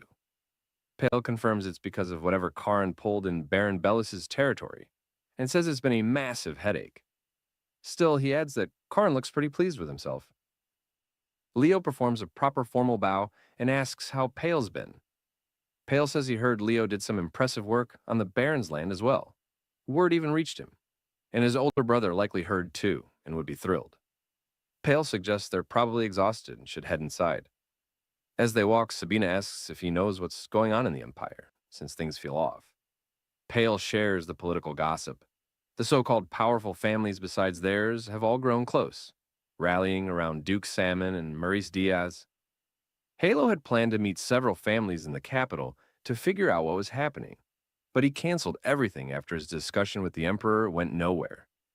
Pale explains that Duke Salmon and Maris Diaz were the ones who overthrew the old Emperor and placed the current one on the throne, meaning they hold the real power now. Sabina's brother backed away from central authority after the Empire was restructured because he believed it was best for the future, and now they're being treated like this. Sabina remarks that it looks like the era of peace is coming to an end. Pale agrees, saying whether they want it or not, their families will have to act. Sabina points out that what his son did may actually work in their favor, giving them solid justification to station troops on their lands and expand their influence. She says his son is pretty interesting for pulling off something so useful at exactly the right time. Pale gets flustered, saying the compliment means a lot, and Sabina quickly reminds him she wasn't complimenting him. Karen and the group return, and Zir greets them, saying good work and that he's heard about the deserter issue. Karen points at Michael, saying he's the leader. Zir responds that he'll interrogate him while he's still breathing. Hans asks who the man carrying the bandit is, and Karum replies that he's a bandit too and should be taken along. Ura starts panicking, but Karan explains that he's an informant, telling them to treat him lightly and release him afterward, since he plans to use him as a personal servant. Karan says he's heading to rest, but Zir shuts that down immediately. The mission isn't finished yet. He still needs to submit a report to review the operation and improve future missions. Karen asks if they need to submit separate reports, and Zir says they can write one together. Karen's eyes light up, realizing this is perfect since Leo can handle the writing. Leo suggests it would be faster if they worked together, though. Kieran warns him to think carefully, because once it's submitted, his father will read it too. That means Leo should emphasize his achievements. This is his chance to score points. Leo wonders if highlighting his name too much might backfire. Zir gets irritated and tells Hans to just take the prisoners away already. Then Sabina casually tosses the dark mage's head to Zir, saying that as for her report, the boys can submit it under their names. She and Karen immediately leave, dumping all the paperwork on Leo. Leo calls after them, asking where Karan's going. And Khan says he's heading to the training hall since he's reached the 4th star and can use it solo now. Zers watches him leave, thinking that if this kid goes straight to training the moment he gets back, how is anyone supposed to believe he's only 13? This child is seriously different. Cut to late at night, and Halo says he gathered everyone for something important. Zir says he brought what was requested.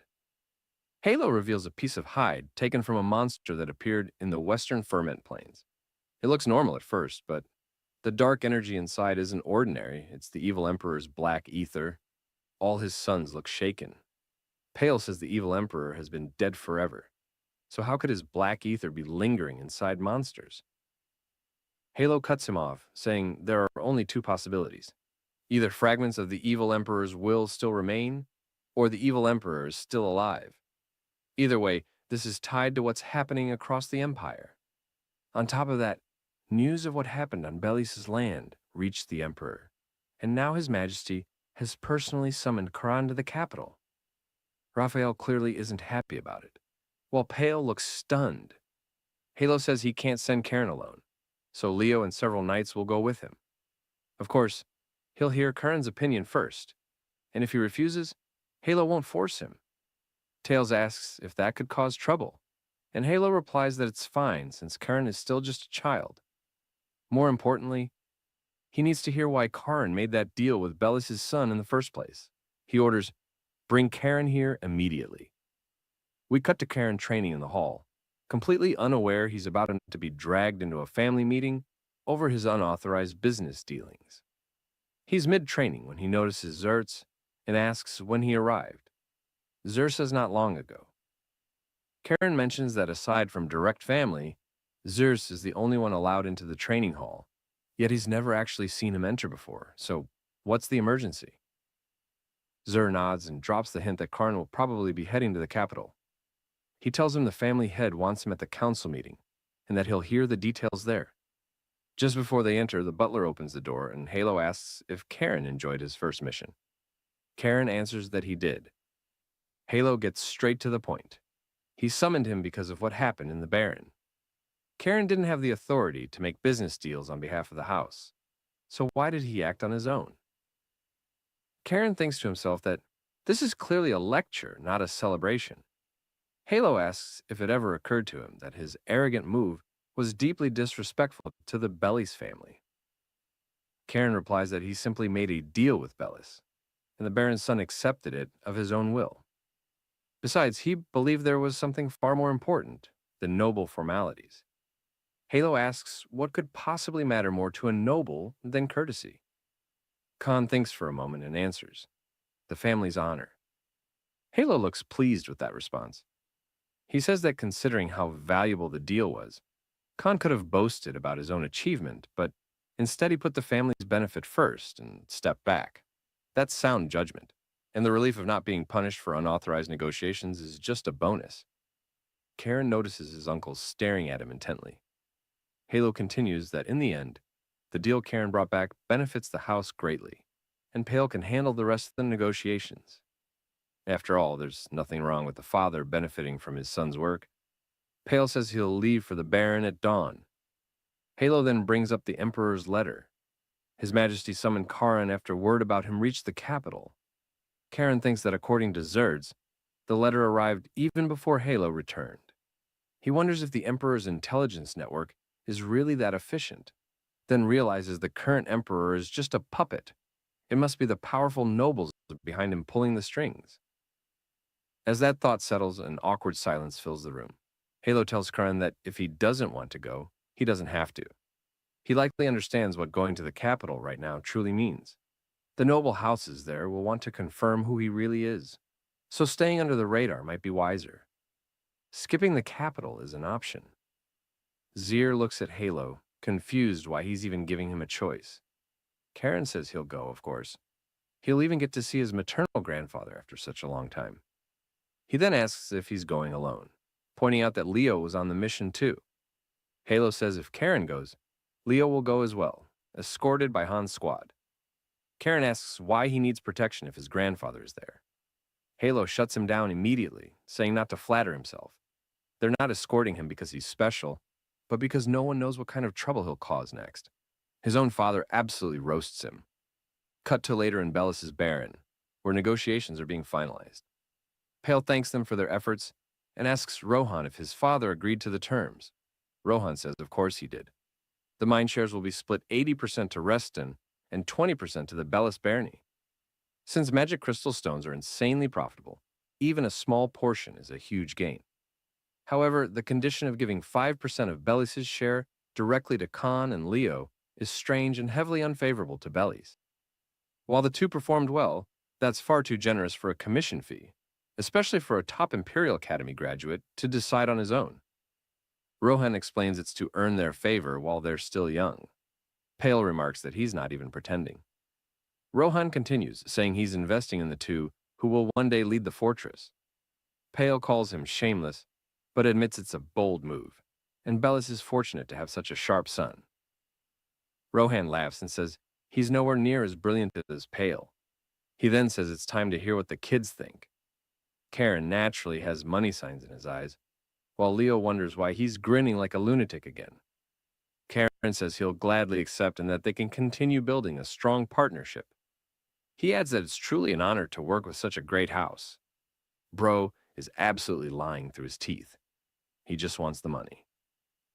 Back at the station, Leo asks Karen a question about how they're splitting the shares they received.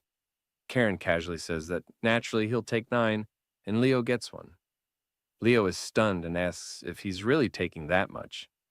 Karen asks why he's so surprised. Leo says they've been getting along pretty well lately, so how can he say something like that? But Leo doesn't even bother arguing and just accepts it. Karen tells him to remember this moment, in case he ever changes his mind later. Pale is watching them, commenting that when they were younger, they used to fight nonstop, but now they've become inseparable. Honestly, this man is completely delusional. He's only seeing what he wants to see. Khan literally just scammed Leo out of 90% of the shares. These two are not inseparable. One's a scheming businessman, and the other is getting played at every turn. The scene cuts to the brothers talking, and Leo is fully spiraling. He says he can't believe they're actually going to the capital. He's only heard rumors about the place and doesn't know anything. So, what is he even supposed to do? Karen just stands there, telling him to relax. But Leo isn't calming down. He says they're about to meet the emperor, the actual emperor, and he thinks panicking a little is justified. Then his thoughts do a complete flip, and he suddenly gets excited, talking about fancy social parties and how the capital is supposedly full of beautiful women. Karen just sighs.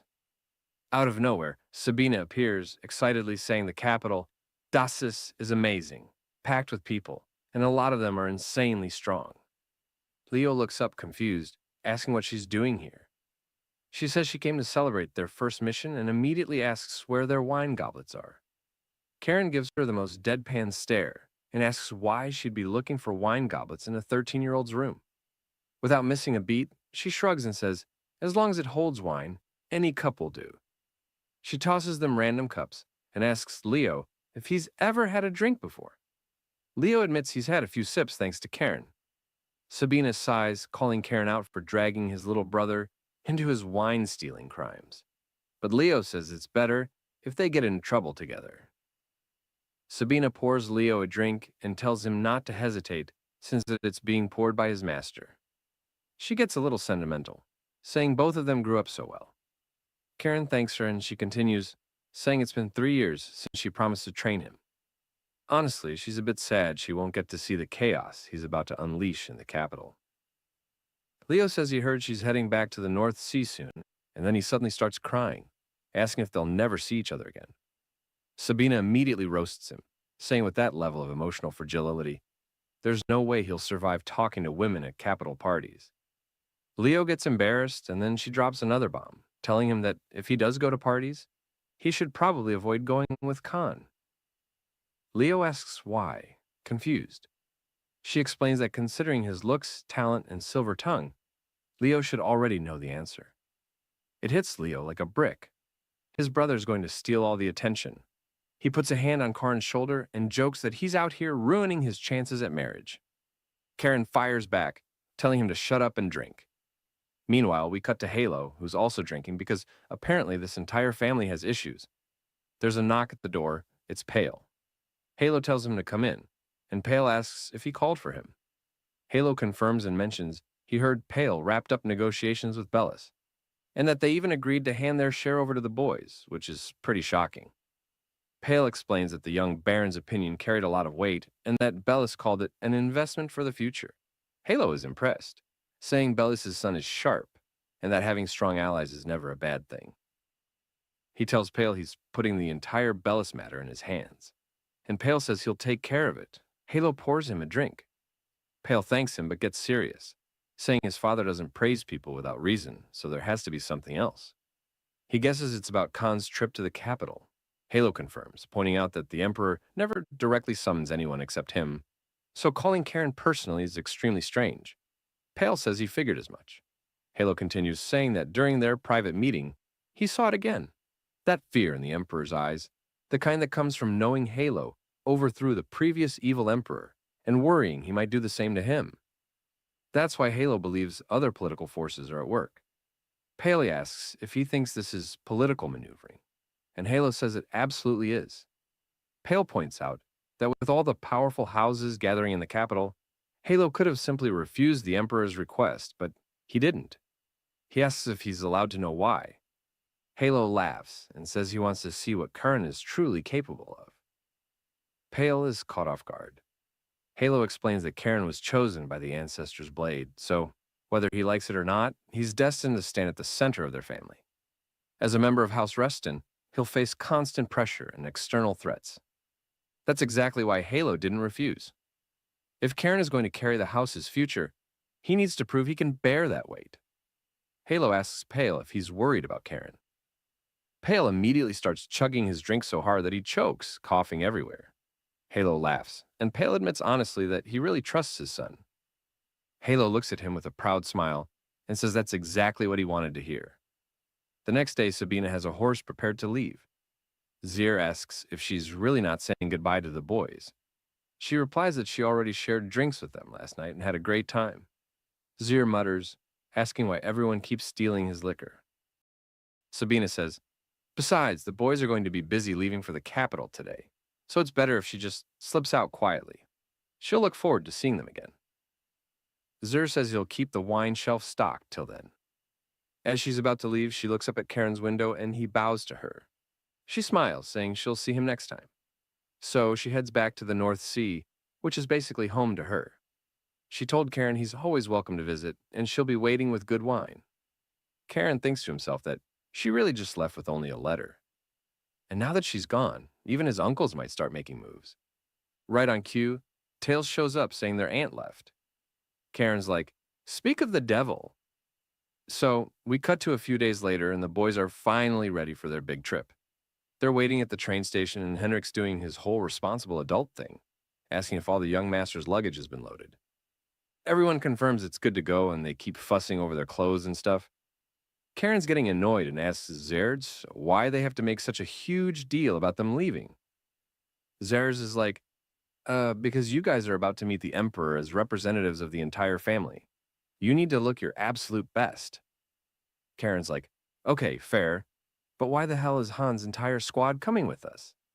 Zer says it's for their safety, but Han immediately calls him out, saying it's more like Zer is worried Karen's going to cause trouble. Karen tells him to shut up, complaining that with all these annoying people tagging along, this trip's going to be a headache. We get a flashback to when Tails approached him. They exchanged greetings, and Tails asked if he was heading to the capital. Karen confirmed, and Tails said he actually had a favor to ask.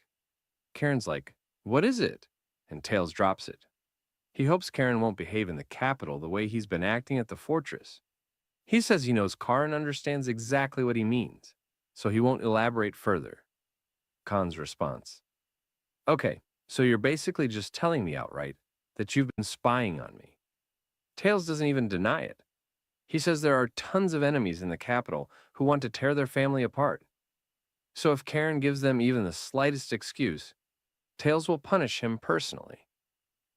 Karen thanks him for the kind words, saying he'll totally live up to those expectations. Tails says goodbye and tells him to come back safe and sound. Karen watches him leave and just laughs to himself, thinking, punish me? Does this guy really think he can suppress me just because he's the first prince? He's already plotting, saying he'll make that arrogant face twist in pain, telling Tails to just wait for the future. Back to the present. Preparations are done and ready. Karen tells Hans that if he causes any trouble, he won't let it slide. Just then, the big guy from before comes running in and apologizes for being late, and thanks Karen for giving him another chance. Karen, being Karen, says the truth is he's only bringing him to the capital so he can throw him in prison, and tells him not to let his guard down. Then an announcement goes off saying everyone needs to board. Hans tells Zer they're heading out now, and Zer tells both of them to make sure not to cause trouble in the capital. Karen's like, anyone who sees us will think we're a bunch of delinquents. Zuras drops some wisdom about how a cracked bowl leaks inside as well as outside, but says it's time for them to go. Before they can leave, they hear Pale come running, saying how he barely made it in time. Karen's surprised, saying he didn't know his dad was at the fortress. Pale explains that his grandfather called him there, but more importantly, he wanted to see Karen one more time before he left. He also mentions that Karen's grandfather, on his mother's side, is looking forward to his arrival in the capital. Karen says he can't wait to see him, too, and he bets Grandpa's prepared a bunch of gifts. Pale smiles, putting his hand on his son's shoulder, telling him to please return safely and to not cause too much trouble. Then the scene shifts to Tails' room, and that bastard got the news from his informants that Karen and Leo had left the capital. Then the messenger adds that he got solid news that the second prince's wife is plotting something in the capital, but Tails is like, not my problem, I don't need to get involved. The train finally leaves, and Karen's like, about damn time. He asks Hans how long it takes to get to the capital. Hans says about 6 hours, and they'll be passing through the TB autonomous territory. Karen's like, what's that? And Leo, being the nerd he is, jumps in asking if that's the unusual city where commoners actually get to elect their own mayor, and where commerce and industry are way more developed than farming. Karen asks if that's the place where the most money in the empire circulates. Hans confirms it, explaining that money equals power. There, they wield massive influence in the empire because of their capital, but they also get heavily scrutinized by lords from other regions, who are probably jealous as hell. Curran says he remembers learning that sometimes serfs escape tyrannical lords and flee to that territory. Hans tells him they're actually on good terms with their fortress. Sometimes the territory even commissions large-scale requests from their knights. Karen's intrigued, saying if he gets the chance, he'd like to visit sometime. The train announcer says they'll soon be entering the territory, and Karen's already plotting, saying maybe he'll sneak away after the official schedule's done. Leo says he wants to go too, but then he suddenly hears something. He looks over and sees his sword reacting to something. His eyes go wide because when his sword reacts like this, it means there's danger nearby. He starts running through possibilities in his head. Did Tails or Raphael plant someone in their group? But nah, there's no way they're that stupid. Then it hits him what it must mean. He urgently tells Hans to contact the territory immediately. Hans is confused, like why? And Karen says there's no time to explain, they need to alert everyone to prepare for an attack. Hans starts making the calls, and Kron's thinking to himself that if the threat is from outside rather than inside, how exactly do they plan to attack a moving train? Cut to the answer. We see a fuse laid out on the ground, and there's a whole line of explosive barrels set up on the tracks. So, we're back at the TBBA territory, and these guys are in full panic mode because the National Tax Service is absolutely demolishing them. One dude admits he got caught laundering money like, bro, way to snitch on yourself. And now everyone's yelling at each other. They're all turning to the mayor like, say something. But this man just sits there, having the biggest existential crisis of his life. He's like, why did I even take this job? I should have just retired after being Minister of Finance and lived my best life. He thought TB was going to be this attractive city, full of opportunities for everyone where status didn't matter. Instead, it's just commoners, merchants, and nobles throwing hands 24/7s. The place is a complete dumpster fire. Then some dude bursts in, yelling for the mayor, runs over and whispers something in his ear before bouncing. Everyone at the table is like, bro, what was so important that you had to interrupt our meeting? Is this about the tax investigation? And the mayor just casually says, nah, it's not something as measly as that. He strikes a match all dramatically, and they're confused as hell, asking why he suddenly doesn't care about the taxes anymore. Wait, did they cancel the investigation? And the mayor drops the bombshell. Not exactly. I told the tax investigators to screw off. Oh, and 5 minutes ago, the train heading to the capital just exploded. You know, the one with the Grand Duke's grandchildren on board. The whole room freezes. They're begging him to explain, and he looks at them like they're idiots. Do you really not understand? We're all dead. The Grand Duke's grandson was on that train. Cut to Karen waking up and seeing Hans standing over him. Hans asks if he's okay, and Karen's like, yeah, I'm fine. While casually bandaging up Leo, Hans asks for a situation report, and they tell him 11 people are injured. 1 severe, 2 light injuries. The severe one is Dale, and 2 people in their car are straight up dead. Karen mentions even Ur is responding, which means things are bad, bad.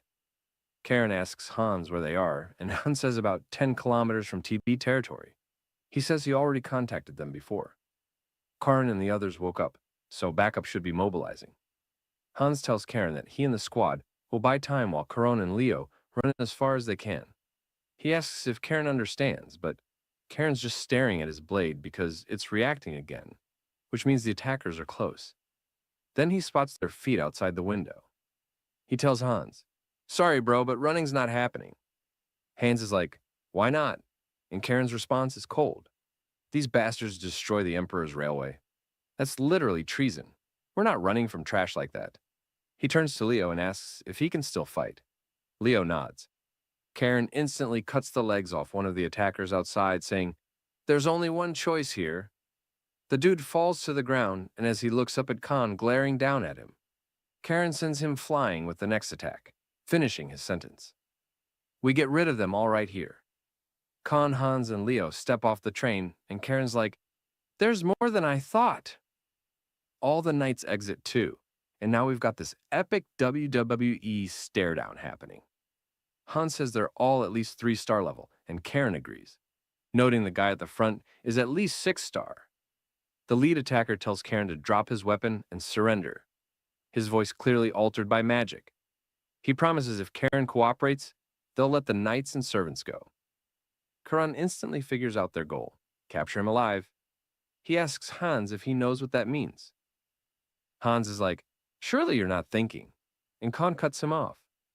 "Of course I am. They can't kill me and I can kill them. What more do I need?" Hans and Leo just stare at him like he's completely lost his mind. Karen charges forward, cutting down one attacker instantly. Everyone else rushes in. Knights versus assassins, full chaos mode. Karen yells that they need to push into the backline and wipe them out all at once, but he notices the assassins hesitating. He's like, "What should I go instead?" The assassins start complaining that this wasn't part of the deal, but their leader tells them to step aside because he'll handle Khan personally. Karen's thinking finally about time, but then Hans jumps in front of him, which catches him completely off guard. Hans tells Karen this opponent is too dangerous and to step back. The assassin leader tells Hans he's rushing to his death, and Hans just smirks, saying, "Guess we'll find out." So Hans doesn't waste a single second and launches himself into the air. The assassin gets ready, and they start going at it in the next moment. Sparks are flying everywhere. But then the assassin just casually deflects Hans's blade, sending our boy crashing to the ground like a rag doll. Hans hits the floor and immediately realizes, wait a damn minute, because that deflection was too clean. He picks himself up and goes full detective mode, saying based on those movements, he now knows exactly who this is. This 6-star bastard is Shihaki, the knight of the Pab Sultanate within the Empire. Now, here's the thing. The Empire and the Sultanate have this whole non-aggression pact going on. So, they're supposed to be chill with each other. So Hans is sitting there like, why the hell are you coming after Karen of all people? The Sultanate and the ducal house have zero beef. But he knows he won't get answers standing around, so he's got to beat it out of him. Meanwhile, the battle's actually turning around. The young masters are holding their ground surprisingly well, but Hakim's not having any of this distraction. He charges straight at Hans, putting him on the defensive and asking if he really has time to be spacing out right now. Hans fires back, saying his whole formation has already collapsed, and drops his government-eyed, then absolutely unleashes his aura, sending Heiki flying backwards and hitting the reset button on this whole fight. Hans warns him that resistance is pointless, and he should just surrender while he still can. Heiki looks around, realizes his squad's been wiped, and Hans tells him, look man, if you surrender now, at least you get to keep your life. No need to die on foreign soil for nothing. But Hakami is on that loyalty grind, saying he has zero interest in trying to convince someone who refuses to understand. So he's just going to complete his mission no matter what. Then his eyes instantly turn black and red, and Hans recognizes it immediately burst blood vessels. As Hakimi's aura starts shifting to a completely different color, Hans explains this is mana backlash, meaning this dude has absolutely no intention of making it out alive. Hans realizes at this rate, not only is capturing him impossible, but the young masters are in serious danger too. So he does what any reasonable person would do and lets his own mana run completely rampant, preparing to tank whatever's coming. His eyes turn bright blue as he gets ready. Heim closes in and Hans is about to go full Super Saiyan, when suddenly Karen chimes in, sounding absolutely disappointed. He's like, hold up. I thought I came along to keep you from causing trouble, but it looks like you're the one making a mess. Did you already give up on your babysitting duties? Hey, Kim spins around, shocked that Crane's actually attacking, wondering what the hell he's doing. Karen just says, I'll do whatever I want, and charges in, sending Hakim's entire arm flying off. Yeah, just casually disarmed him, literally. Hakim backs up immediately and calls Karen a straight-up monster. Karen's like, "Is that supposed to be a compliment? I'll take it." But then he notices his blade starting to resonate again. He realizes there's still a threat and asks, "Hey Kim, what exactly he's scheming?" Hans is just sitting there processing everything. Hakim says he bears no grudge and apologizes, and Karan's confused as hell, asking what he's even apologizing for.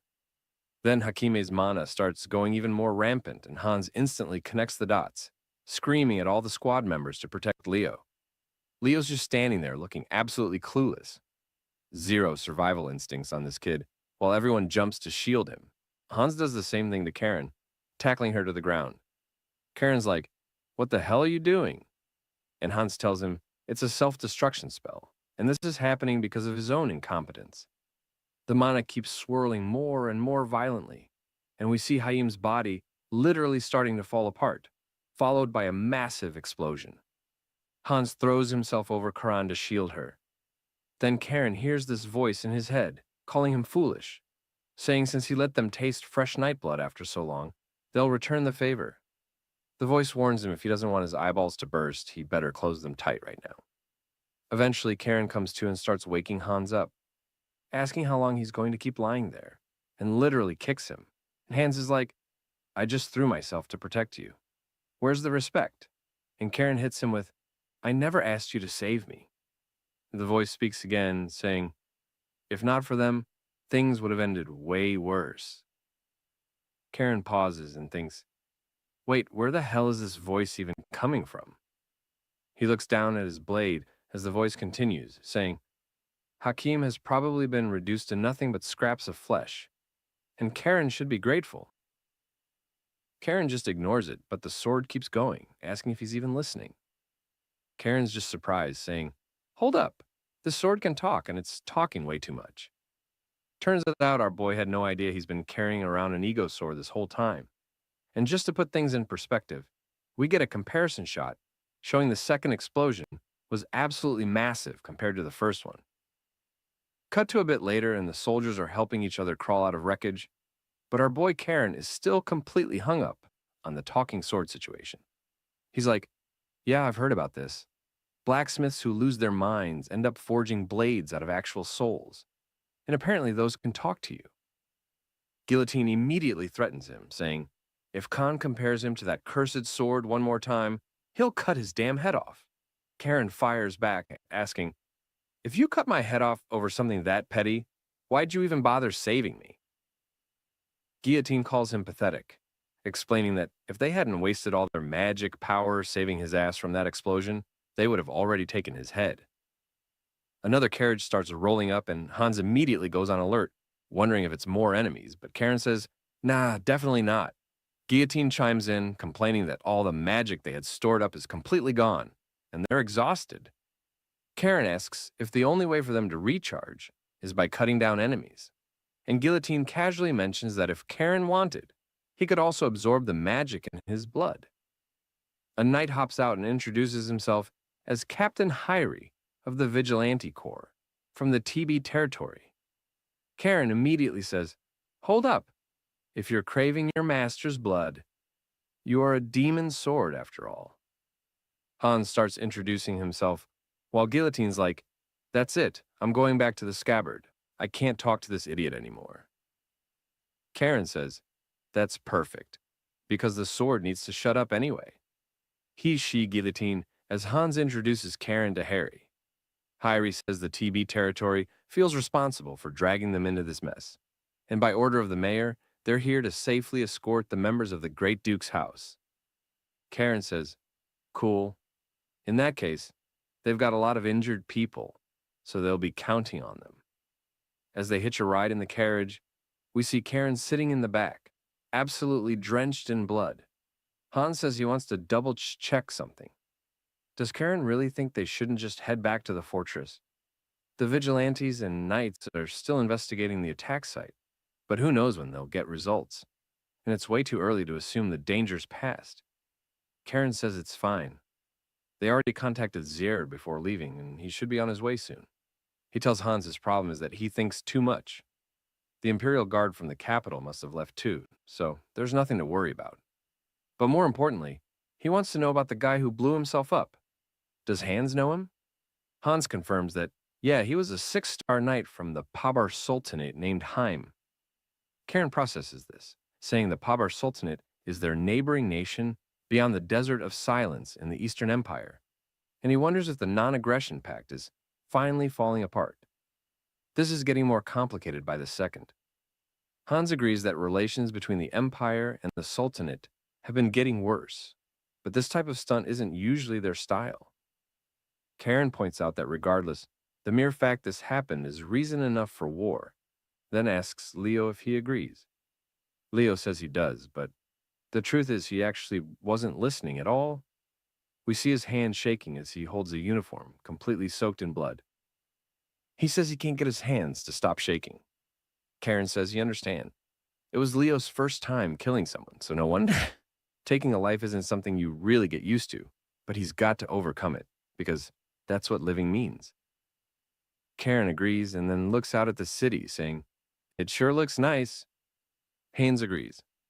The mayor welcomes them to the territory, saying, "It's such a relief they made it safely. The territory will do everything possible to uncover who's behind this attack. And of course, they'll fully cooperate with House Reston's investigation." He starts saying, "Also." But when Karen cuts him off, saying he knows they had nothing to do with the attack, Hans agrees, telling the mayor, whose name is Gren, that he can rest easy. Hans mentions Gren seems quite different from back when he was the minister for finance. Gren tells him not to bring that up because he regrets accepting this damn position. He apologizes for rambling in front of noble guests. And Caron tells him to speak freely. She'd rather not hear stiff formalities from an elder. Grant asks how he could possibly speak casually to someone from the Great Duke's bloodline. Karen tells him to show his sincerity by kneeling. Wait, no. Gren says he misspoke and he'll gladly accept his kindness. Karen says, good, and they should move somewhere else to continue this conversation. We see Karum pouring Gren a glass of wine, laying out his theory. They were attacked by smugglers because the attackers didn't use magic power. They use explosives that destroyed the railway, and he knows such explosives can be obtained without going through the official armaments procurement agency. Jen confirms that's true. Karen continues explaining, the armaments procurement agency is under the Empire's strict supervision, so stealing their explosive stockpile is nearly impossible. But what if the explosives were smuggled from outside the Empire? For example, explosives manufactured in the Sultanate. Gran realizes where this is going. Only the Empire and the Sultanate can produce high-grade explosives. Karen asks if some merchants in TB are involved in this smuggling, because that would put Gran in a very difficult position. Grant is surprised by how sharp Karen's reasoning is and admits the likelihood is high.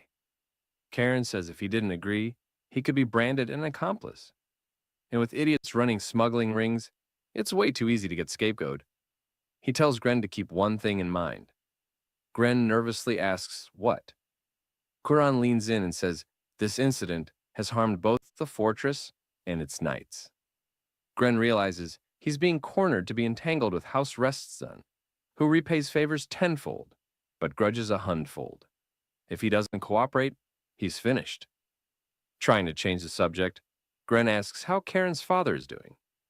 Karen asks if he even knows his father, and Gren says, of course, they're on brotherly terms after all. Karen says, the sudden theatrics confirm he's a politician indeed. Gren sweats, but says, performance is the most important thing for humans. Then Gren's assistant bursts in, saying they finally got a call from the capital. Gren figures it's about time the Imperial Guard departed. The assistant says it's not just the Imperial Guard. The Commissioner of the National Tax Service himself has departed leading Special Division 1. Gren's face goes pale because this man is called the Demon King. His name is Commissioner Gale Farish of the National Tax Service. And Gren's panicking, asking if Gale is really coming all this way personally. He asks Khan if he already knew about this, and Khan casually says, yeah, his grandfather adores him and will put in maximum effort to save his grandson. So basically the tax man cometh, and he's not playing around. So we're cutting to the other side of TB territory now, and people are just casually walking around when suddenly they spot a whole army of armed soldiers marching through. And in the back, yeah, that's Gale himself. Some folks hiding in the alleyways are whispering like, damn, he got here fast. Because apparently this situation involves family. And when family's involved, Grandpa doesn't waste time. Meanwhile, back at the mayor's office, these merchant guild bastards are losing their minds, asking why there's a sudden tax audit and why it has to start right now. Like, bro, you can't just spring this on them without warning. They need time to hide all their shady dealings. First, even their puppet mayor should have bought them some time to cover their tracks. And to make matters worse, it's Special Division 1 doing the audit. The absolute worst people for this job. Grant's sitting there thinking, these idiots really don't get how screwed they are, even after all the slack he's cut them. That's when Karen steps in with the reality check, reminding everyone that they didn't just commit some minor crime, and they destroyed Imperial Railroad tracks, attacked the grandson of Duke Reston and Fortress personnel, and did it all with smuggled explosives that probably came through their merchant guild. So yeah, everybody should probably understand why the Emperor's personal tax hitman are knocking at their door right about now. The merchants finally realize they're cooked, and one of them, trying to save face, says what he meant was, they should have had time to prepare properly. Karen asks for his name, and this dude actually gives it. Viscount Humorer of the Humor Merchant Guild. Karen just smiles and says, cool, I'll make sure to mention you specifically to my grandfather. You know, the Commissioner of the National Tax Service. Homeboy's face probably went white as a sheet, immediately backtracking like, wait, let's reconsider this whole thing. But it's too late because the door swings open and Special Division 1 walks in. Everyone freezes as Gale announces that, as of this moment, they're conducting a full tax audit on all the merchant guilds. The National Tax Service got tipped off about smuggling, tax evasion, and illicit wealth, and the Emperor himself ordered this investigation. Karen's just standing there, thinking his grandfather looks way better in a military uniform than some boring civil servant outfit. On the side, Leo whispers to Hans, asking if Division 1 is really that scary. And Hans explains that Division 1 handles the big fish major merchant guilds and nobles. And because they're dealing with powerful people, they can literally mobilize the Imperial Guard if needed. Basically, these guys are the IRS of the fantasy world.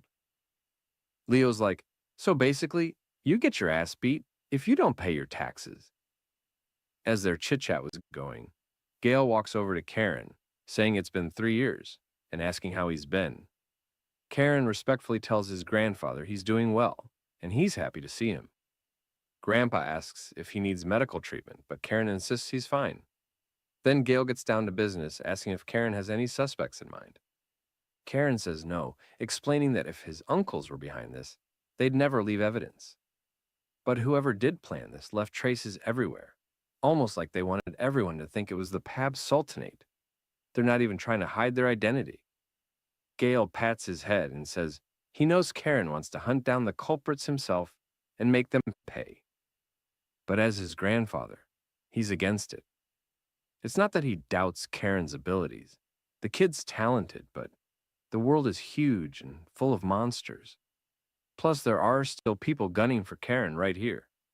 So they should stay put and head to the capital tomorrow morning like the Emperor commanded. The adults will handle this mess. Karen smiles and says, of course, I'll stay right here. But his grandfather can immediately tell he's full of, because Karen's eyes are literally glowing with aura, while he's grinning like a psychopath. In his mind, he is thinking, yeah, that boy is definitely not staying put. Cut to the residence of some merchant named, and this man is in full panic mode, frantically loading everything onto carriages. He runs outside, yelling at his people, asking why they haven't left yet. They tell him they're done loading, and his wife asks if he's really not coming with them. He tells her not to worry. He'll follow soon. And as the carriages roll out, they beg him to hurry. Once they're gone, Anne realizes he needed to get them out first. Then he notices someone watching from a rooftop, muttering that the tail is on them, and there can't be any mistakes. Keep tracking. Back at Karen's place, our boys in the middle of the night polishing guillotine. And Zur walks in, saying he can't believe Karen's out here, sharpening his blade at this hour, asking if he's planning to cause trouble again. Karen fires back, asking if Zur came all this way just to nag him. Zers just stares at him for a second before saying he's only here because the commissioner forbade Karen from going out. Karen asks if Zir is going to try to stop him too. Zir says, nah, he's just here to deliver orders from the head of the house. So, listen up. The moment he receives this command, he needs to find the culprits and make them pay in blood for every life they took, and show them exactly what the laws of the fortress are all about. Karen starts laughing, saying he was already planning on it anyway, and he'll gladly accept this mission. And immediately, Xeris knows that it's going to be a long night. Cut to later, and we're back in the city. Karen and Leo are walking through town when Leo asks if they really have to go this far. Karen says if they want to meet the informant, they have to go where the black market is. Leo's like, okay, fine, but why does he have to play the servant? Karen says it's because his haircut is absolutely diabolical. Plus, if two noble kids are wandering around without attendance, that's mad suspicious. Leo asks again why he has to be the servant, and Karen's like, bro, I literally just told you. As they walk down this sketchy alley, Leo says the place feels unsettling. Karen tells him if he's scared, they can turn back now. Then some dude appears, saying this isn't the kind of place young lords should be visiting, and if they came here, it must mean something. Karen immediately reaches for his blade, but the guy says, chill, Zara sent him. He introduces himself as Julio, and says a carriage is ready with soundproofing artifacts so they can talk freely. Karen figures out Julio is from TB and asks how someone local became an informant for the Reston family. Julio says he's just repaying a kindness Zur showed him as a kid. Karen gets straight to business. He's got intel that someone's planning to attack the Reston family with smuggled explosives on their way to the capital. Does Julio know who? Julio says, yeah, only two trading companies deal with black market explosives, Kurua and Keigo. Kuru has been firmly established in TB, but recently withdrew from the black market. Karen asks about Keo, and Julio explains they're a company of former slaves who will take any job for the right price. Oh, and they left the city earlier today. Leo realizes that's around when they got attacked. Karen says that makes them very suspicious. A group of ex-slaves desperate for money. Leo asks where they should investigate since there's no time for both. Karen says the answer's obvious. The more desperate they are, the more reckless they'll be. Back at Gren's place, he asks Gale if it's really okay to leave the young master alone. Gale says his in-law sent him a whole letter begging for this favor, so he has no choice. Turns out, Karen actually asked Gale to find some excuse to hold his brother back, because otherwise he would have moved on his own without the Duke's permission. Gale's surprised, but Gren says not to worry. Karen's already proven his skills. Gale reminds him Karen's only 13, but Gren shrugs it off, saying, for a genius, age is just a number. Gale explains, TB is dangerous. Companies here have bribed central politicians to expand power, and many powerful houses are wary of House Reston. That's why the Emperor intervened to stop the Empire from being run solely for profit. Gren thought he'd enjoy his later years in peace, but nope. Then Gren drops another bomb. Sir Mason is in TB. Gale's shocked, asking if he means the unyielding shield. Mason, the 8-star knight. If that's true, they're screwed. Back to our boys. Julio says they've arrived. Karen asks if this is the only entrance, and Julio confirms. Karen realizes in an emergency, they could just seal it off from inside. Julio pulls up a book, activating a hidden lever, very fitting for a black market, and says it's time to go down. As they descend, Leo gets the feeling they won't be getting in easily, and sure enough, 2 guards block them. They recognize Julio asking what he's doing here. Julio says he brought guests.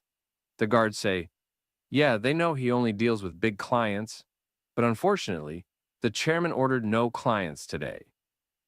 Julio asks why, and they say it's just orders from above.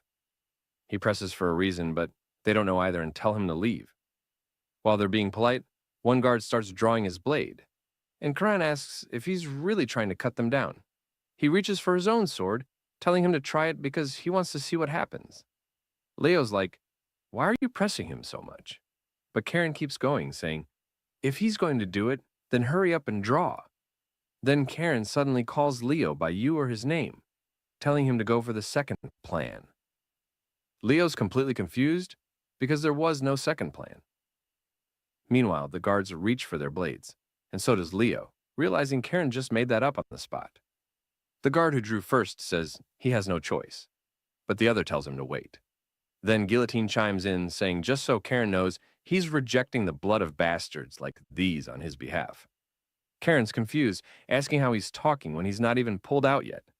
And Guillotine says, as long as Karen's touching the scabbard, it's possible. Karen swings first and the guard blocks. Karen says, must be convenient. As we see the dude's sword literally broken in half. The other guard asks what the hell he's doing, but freezes because Leo charges straight at him. Julio's impressed, saying this is exactly the skill you'd expect from the young wolves of the Rust family. Leo also disarms his guard, but tells Karen to give him a heads up next time he pulls something like this. Karen says he looked like he was enjoying it, though. Karen says they should get this hostage situation started, and Julio calls him amazing. The guards ask if he really thinks he can get away with this, and returns safely. Then, the guard's chest lights up red, and a woman tells them that's enough. Stop being so rough with her men. Karen asks if this means the president of Kago cares for her underlings. She says, of course, these people have been with me through the hardest times, so I can't let them be torn apart by some over-exited young wolf. Leo notices she knows who they are, but she welcomes them in anyway. Karen says that's nice, but they don't have trust yet, so her boys are staying as his hostages. She says he sure has a fondness for taking hostages, just like the rumors say, and she'll be waiting. She tells a guard named Cal to guide them. Well, back to Gale. He says if Mason's here, it means one thing. He's with the Emperor's bastard troublemaker, the Sixth Prince. Gale's worried because the Emperor personally removed Mason from the Imperial Guard to protect the Sixth Prince. But this guy's actions are incredibly unpredictable. Gren figures since he's a mage, he probably just came for the variety of goods here. But Gale's worried about the possibility of him and Khan running into each other. Gren says, surely nothing would come of it, and Gale warns him. Karen is the type to make trouble even when there is none. When they enter the room, Karen's surprised to see a kid with a gold mask sitting on a couch. The kid asks if he's Karen, and Karen realizes the power he's feeling from the guard behind this kid belongs to someone who's achieved the 8th star, the same level as Xeris and Sabina. There's only a handful of 8-star masters in the whole empire. So, who is this guy? Leo notices too, and Karan figures he's definitely no ordinary master. Karen asks if he's the president of Kago. The kid says, no, he just came to see his sister. Karen realizes this means he's the president's younger brother. The kid says more like sworn siblings, but nice to meet him. Karen decides to press his luck and charges in using one of the fortress's techniques. Everyone's shocked he'd do something this crazy. The kid starts laughing, telling Mason to look. He's become a hostage. He says this is more thrilling than he thought, and coming to tea was a great idea. Relio asks if Karen's going to make a death threat or ransom demand next. But Karen's thinking golden eyes, jet black hair, plus an 8th-star knight named Mason. That means the one he's holding is the 6th prince. Ralio asks if he wants to go with overthrow of the Imperial Palace as his demand. Karen thinks this guy is definitely not sane. Just then, a baddie walked in, folks, and she is an elf. She looks at our boy, saying that it seems he has changed hostages while she was away, and asks him if he cares to explain, but nah. Our boy just says that he swapped for a more expensive hostage, asking what she thinks. She doubts he's that expensive, but wonders why he's suddenly using formal speech. Karen says it's because she's an elf, so she must be older, but he can also feel immense magic power from her and similar power from Relio too. They're both mages, though she's far more skilled. She says if he's here looking for the source of explosives used in the training attack, it wasn't them, so he can lower his sword and talk normally. Karen asks why he should believe that. She says if she attacked their family, she wouldn't have been careless enough to leave evidence. As she shows her magic prowess, Karen realizes with that much power, she's at least a 7th circle mage. After putting up the spectacle, She asks him if he's in the mood to talk now or if he still wants to try this hostage route. So we cut to later when things have finally chilled out, and Revelio and Mason take off their masks. Meanwhile, Mommy Elf is serving them tea, explaining that, yeah, they handle explosives, but it's all for Rio's experiments. She makes it painfully clear that the bombs that were used to attack the Reston family were not theirs.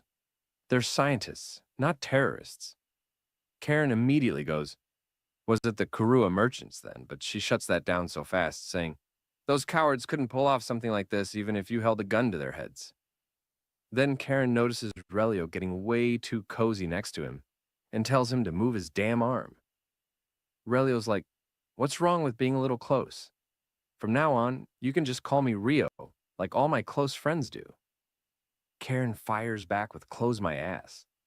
Mason jumps in saying Karen needs to watch his mouth around the prince, but Rio tells him to chill and stop being so uptight. Mason's having a full mental breakdown because he can't believe his brother's youngest grandson is such a brat. Meanwhile, Karen's brain is running overtime, wondering if maybe this guy knows Halo. Before things could turn uncivil, Mommy Elf cuts through all the chaos, saying it's time to get back to business, and apologizes for the late intro. Her name is Pina, and she is the president of this place, and she's honored to meet the grandsons of the continent's greatest hero, Halo. She confirms again that the explosives weren't theirs, but she knows who the actual culprit is. There's just one tiny condition. Karen's like, yeah, I figured, let's hear it. And here's where it gets absolutely wild. Her condition is that they become friends with Rio. Karen immediately sees the massive problem here. Getting tangled up with the Imperial family is messy as hell. If people see the Ducal family and an Imperial prince getting friendly, nobody's going to think it's just two kids hanging out. Political implications everywhere. But Leo's like, so what? Kids can be friends if they want. Besides, it's actually more advantageous for the Rest family. Karen asks how the hell that makes sense. And Leo explains that the Rest family is going to have to make its move soon anyway, and this friendship will put the Imperial family and Central nobles on high alert. Karan admits he's not a complete lunatic, but still wonders why Leo's going this far for them. Just then, Rio casually mentions that he's willing to do anything that screws over his father.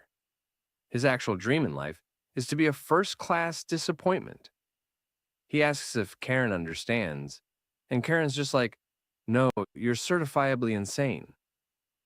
Poa interrupts, asking what Karen's going to do since the Knights and TB situation is dragging on and they're running out of time today.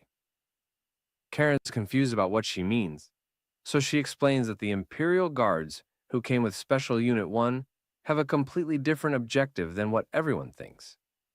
Karen asks what that is, and she drops some knowledge.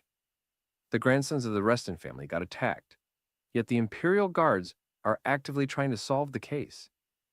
She wants to know if he ever thought about why that's suspicious as hell. Karen catches on asking if she's saying the Imperial Guards worked with the culprit. She says that depends on who the culprit actually is. But what's crystal clear is that the Imperial Guard's objective is totally different from theirs. She slides over a document with everything they've tracked on the culprit's movements and asks if he'll accept her proposal. Karen just stares at it, processing. Cut to later, where people are frantically moving boxes while this guy Alnem watches, stressed out of his mind, wondering if they can go any faster. Through his internal panic, we learn he was supposed to get a noble title, and all the evidence against him would vanish after the attack succeeded. He's crying about how the title he yearned for was right there, and now he's the one about to be taken care of, all because those damn brats survived. But hey, at least he evacuated his family first, so maybe it's a blessing. Then some guy runs in screaming that knights are storming the place, and Alan's immediately nervous, asking if it's the Imperial Guard. Instead, we hear Karen's voice casually commenting that the merchants are working hard even at night. The assistant tells Alan that's not the Imperial Guard, and Karen says it's quite the busy household.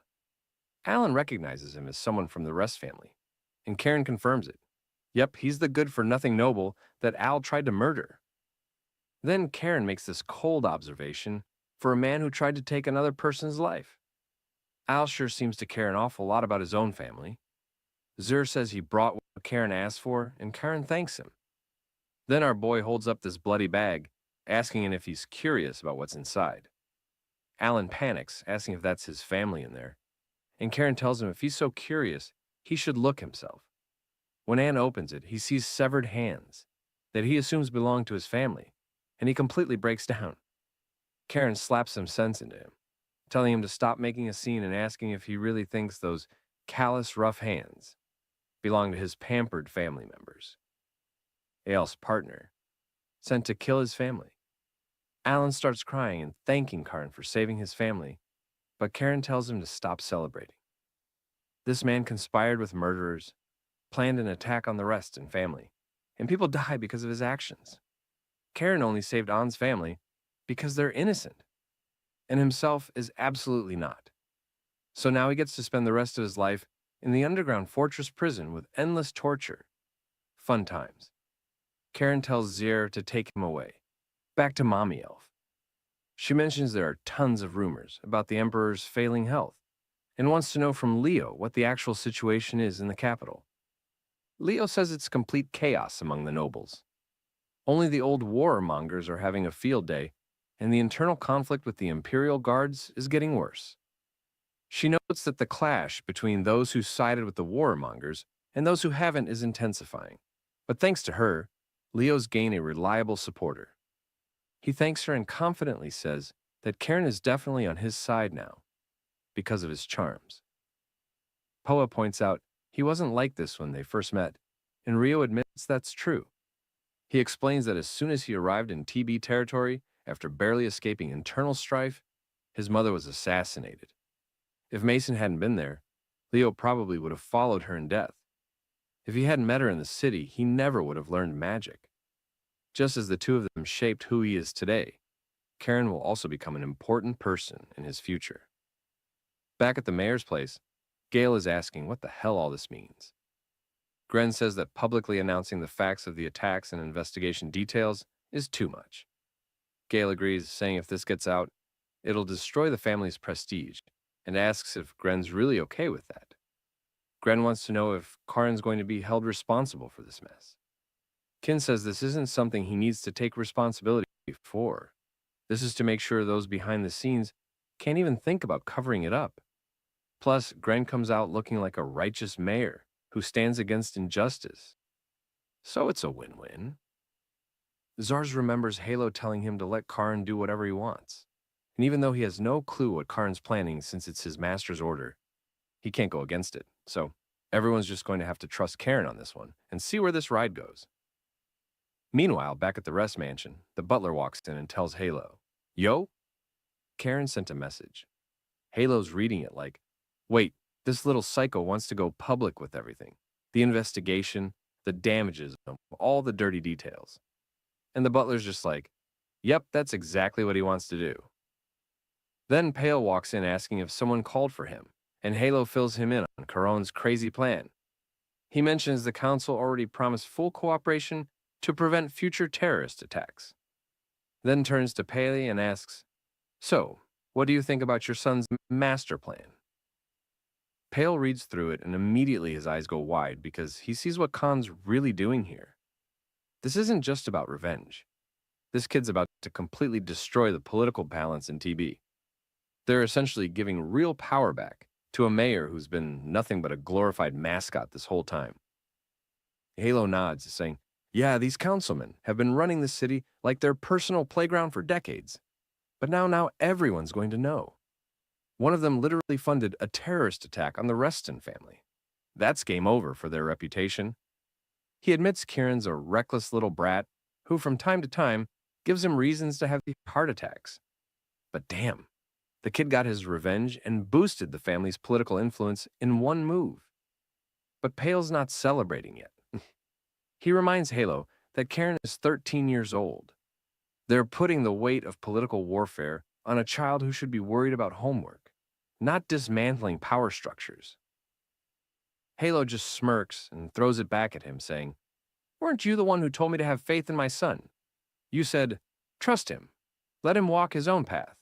He continues, a wolf must walk a wolf's path. And yeah, I know you're getting cold feet watching your kid take his first steps into the wild, but maybe stick to your own advice and trust him till the end. Pale reluctantly agrees, and Halo gets this dangerous look in his eyes, saying, this whole situation should send a nice, clear message to everyone in the capital, especially those power-hungry Imperial Guard bastards. He adds that if someone else were handling this investigation, heads would literally be rolling in the streets right now. Then he tells Pale to buckle up and prepare for the storm because it's time for House Reston to make its move again. Cut to TBI, where Mayor Gren is giving his big dramatic public speech going on about how ashamed he is that such a horrific incident happened in their city. A council member selling out his morals for power, trying to murder the grandson of Halo Reston, the continent's greatest hero. The citizens immediately start losing their absolute minds, screaming to throw out the corrupt councilman, calling for his head on a pike. Gren promises with everything he's got that he'll return power to the people and clean up this mess. Leo's watching from the sidelines and mutters that the mayor looks completely natural up there. Gale agrees, saying, Green's an excellent politician who never wastes a good opportunity. Leo asks if all politicians in the capital are this slick, and Gale laughs, saying, hell no! Gren reached such a high position, specifically because he's actually skilled enough to back up his ambitions. The mayor's way more dangerous than his friendly face suggests. Then Gale told them how he's genuinely shocked that a plan crafted by a 1-3-year-old got approved by the family patriarch himself. Hallow must think really highly of Karen's abilities if he's willing to let him play politics at this level. At this rate, the kid might even get included in the line of succession. Whether that's going to be a blessing or a curse, only time will tell. Karun turns to Gale, looking a bit guilty, and asks if he's okay, since he got dragged into rest and family business. He mentions his mother told him Gale hates mixing personal interests with public duties, and he's worried he made him compromise his principles. But Gale waves it off, saying, sometimes you have to break your own rules. And besides, the Emperor was already planning to check the powers here anyway, so everything worked out. He drops some wisdom. If your principles ever get in the way of doing the right thing, don't hesitate to smash through to them. Then he says he's got something to handle before heading back to the capital and dips. Leo asks Karen what part of that speech got everyone so hyped. Karen explains it's simple psychology. The mayor just declared war on the established powers, and when firmly established powers collapse, regular people get opportunities to climb up. Of course, they're celebrating. Leo admits he doesn't really get it, and Karen tells him that's because he grew up sheltered like a flower in a greenhouse. Leo fires back, saying that's rich coming from someone born into literally the richest family on the continent. That night at Gren's place, Karan compliments the speech, saying thanks to him, everyone's got mad energy now. Gren says it was all thanks to Karan giving him the ammunition and a just cause to work with. Karen's like, thanks for putting it that way. And Gren says he's just stating facts. Then he asks about the night situation, and Karen confirms additional troops have already been dispatched from the fortress. Gren laughs his ass off. Of course, the Duchy of Reston moves at lightning speed. Leo asks if this is what playing politics looks like, and Gren says they still need to prepare for tomorrow's trip to the capital, but they've already been held up too long. Karen says, actually, they have something for him first. Gran is curious, and Karen reaches into his outfit and pulls out a fat bag of cash, saying Gren's going to need funds here and there if he's planning to do great things. Gren's eyes practically bug out of his head. Karen casually explains it's just a little something from the profits of their magic stone mine in Bellis's territory, and oh yeah, this is their little secret. Leo, of course, is standing there like, I never agreed to this bribery scheme. Later, everyone's ready to head out. Zeres tells Karan the carriage is almost packed and the Imperial Guard will be escorting them to the capital. Karan says that doesn't feel right, but Zer reminds him the Halo already approved it, so tough luck. Leo asks if Hans is injured, will Zer come with them instead? Zer says he loved too, but he's been assigned to escort the prisoners and injured back. So, Sir Hugo will handle their protection. Karen notes that Hugo is his eldest uncle's son, and an absolute prodigy, who reached the initial phase of 6-star at only 28 years old. Still, something about this whole setup feels off to Karen. Then a nice fancy-looking car pulls up, with Rio hanging out the window, waving and asking if they grabbed breakfast yet. Karen takes one look at it, turns to Zertz, and asks him if maybe they just can't go to the capital instead. But Zer shuts that down immediately. They have to go. Then, being all friendly, Relio asked our boy if he's excited to go to the capital together. And Karen's like, not really, and asks him what the hell he is doing here. Relio explains he knew Karen wasn't exactly thrilled about getting babysat by the Imperial Guard. He totally gets it. They've got beef, but hey, no worries, because he's here now to make it better. Then this random dude rolls up apologizing for being late, saying he was wrapping up that whole destroyed railway mess. Ralio's cool with it and introduces him as Luke, who's all honored to be escorting the prestigious sons of House Rust into the capital. Meanwhile, Karen's brain is going into overdrive.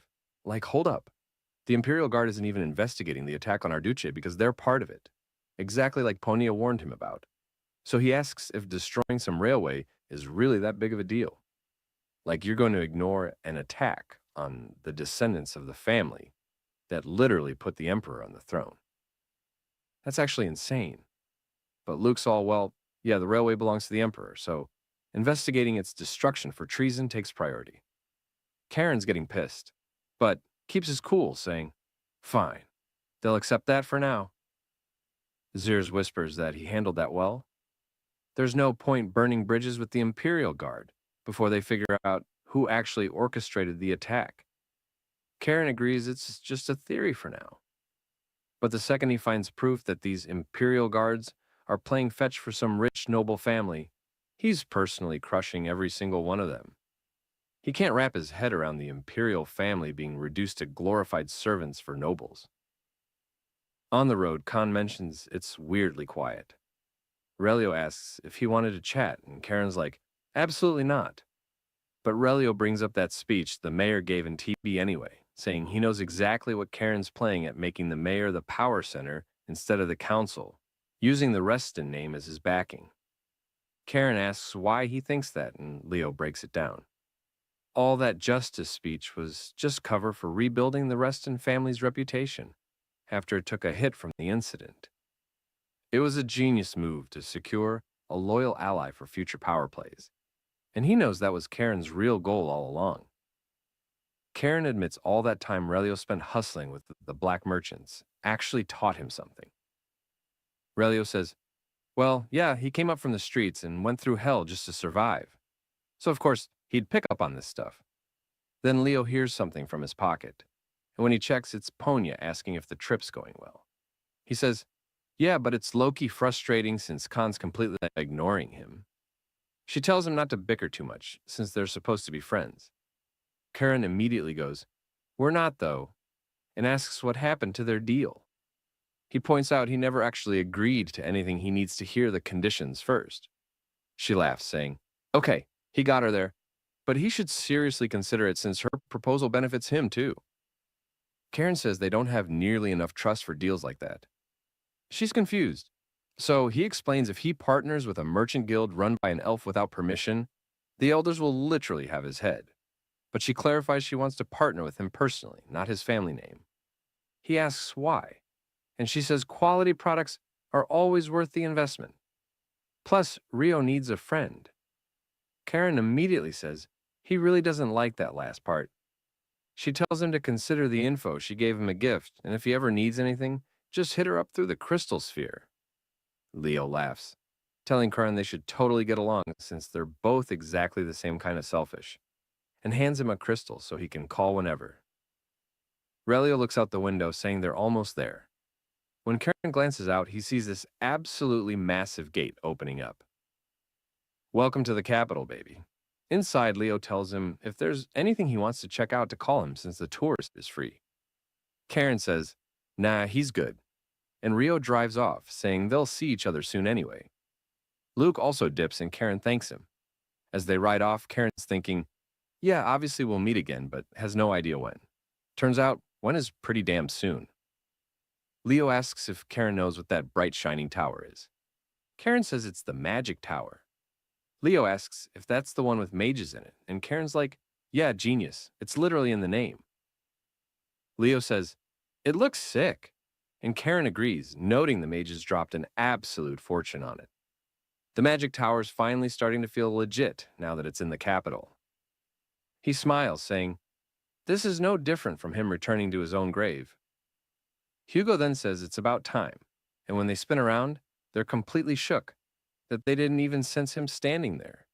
Leo starts absolutely freaking out, and Karen realizes he couldn't detect Hugo's presence at all. This dude's level is definitely up there. This is one of those people they call the greatest geniuses of the Empire. Hugo says they've had a long journey, and they've done well. Hugo's standing there saying, if he's not mistaken, this is their first actual face-to-face meeting. Karen keeps it professional, saying it's a pleasure, and Hugo tells him if he'd known their youngest was this impressive, he would have visited the fortress way sooner. Karen's being all polite back while Leo's internally freaking out, wondering if they're going to survive all this tension. Then Grandma shows up, welcoming them, and Karen immediately lights up, calling out to her. She's all sweet, saying, "Look how much he's grown," and she's already got a bath ready for him to wash up after that long journey. Karen mentions Grandpa's got business, so he'll be late.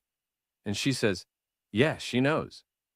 Now let's go buy brooches for tomorrow's banquet and get to bed early. Meanwhile, Hugo's just standing there staring at his own hand like, did my mana really just get pushed back? Turns out when he tested Karen's strength by sending out mana, this kid clashed directly against it. Not some calm, peaceful mana, but straight up violent storm energy. He remembers his dad, Tails, telling him to watch his cousins so they don't cause more trouble in the capital.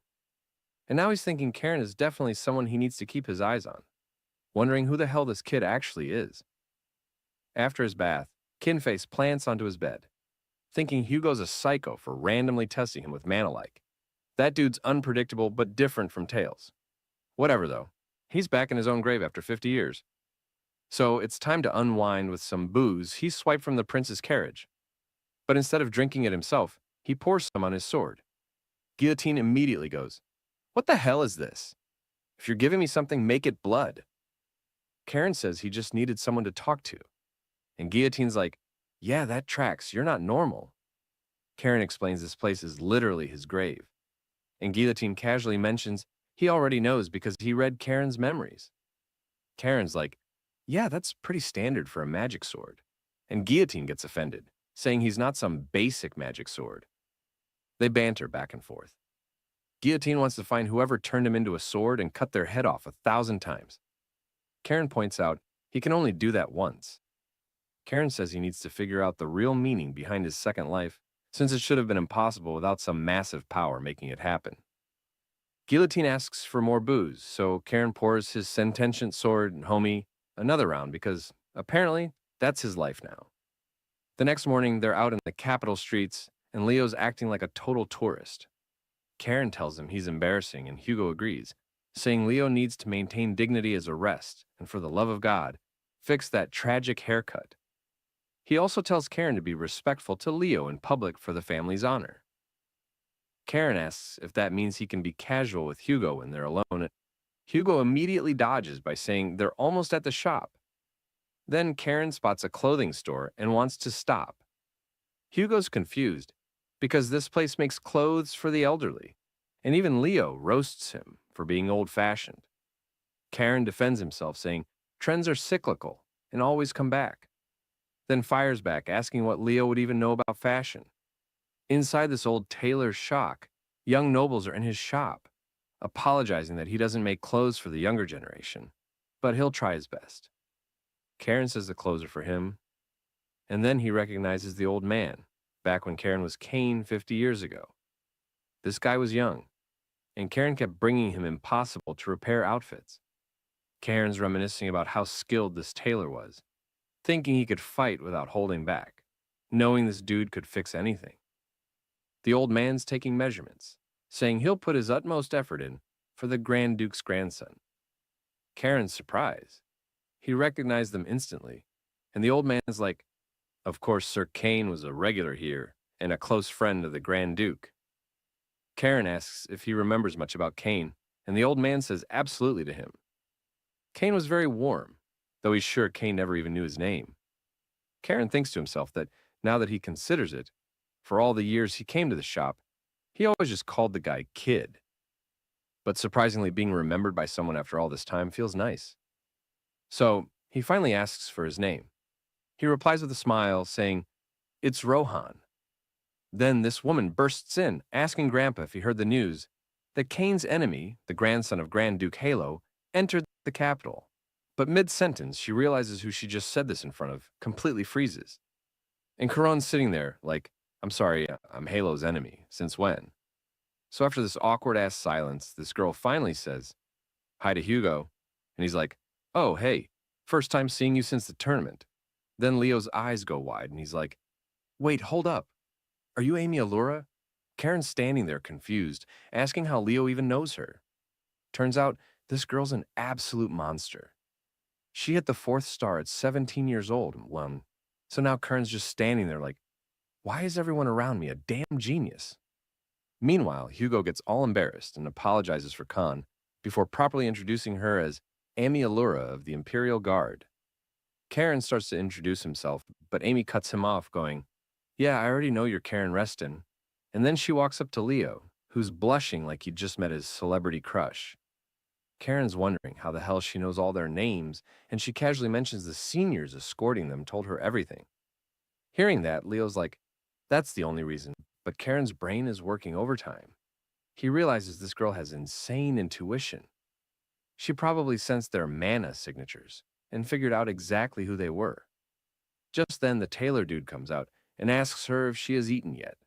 And she immediately snaps at him to stop being so formal and just talk to her like a normal person, since she's only an apprentice, not a full knight.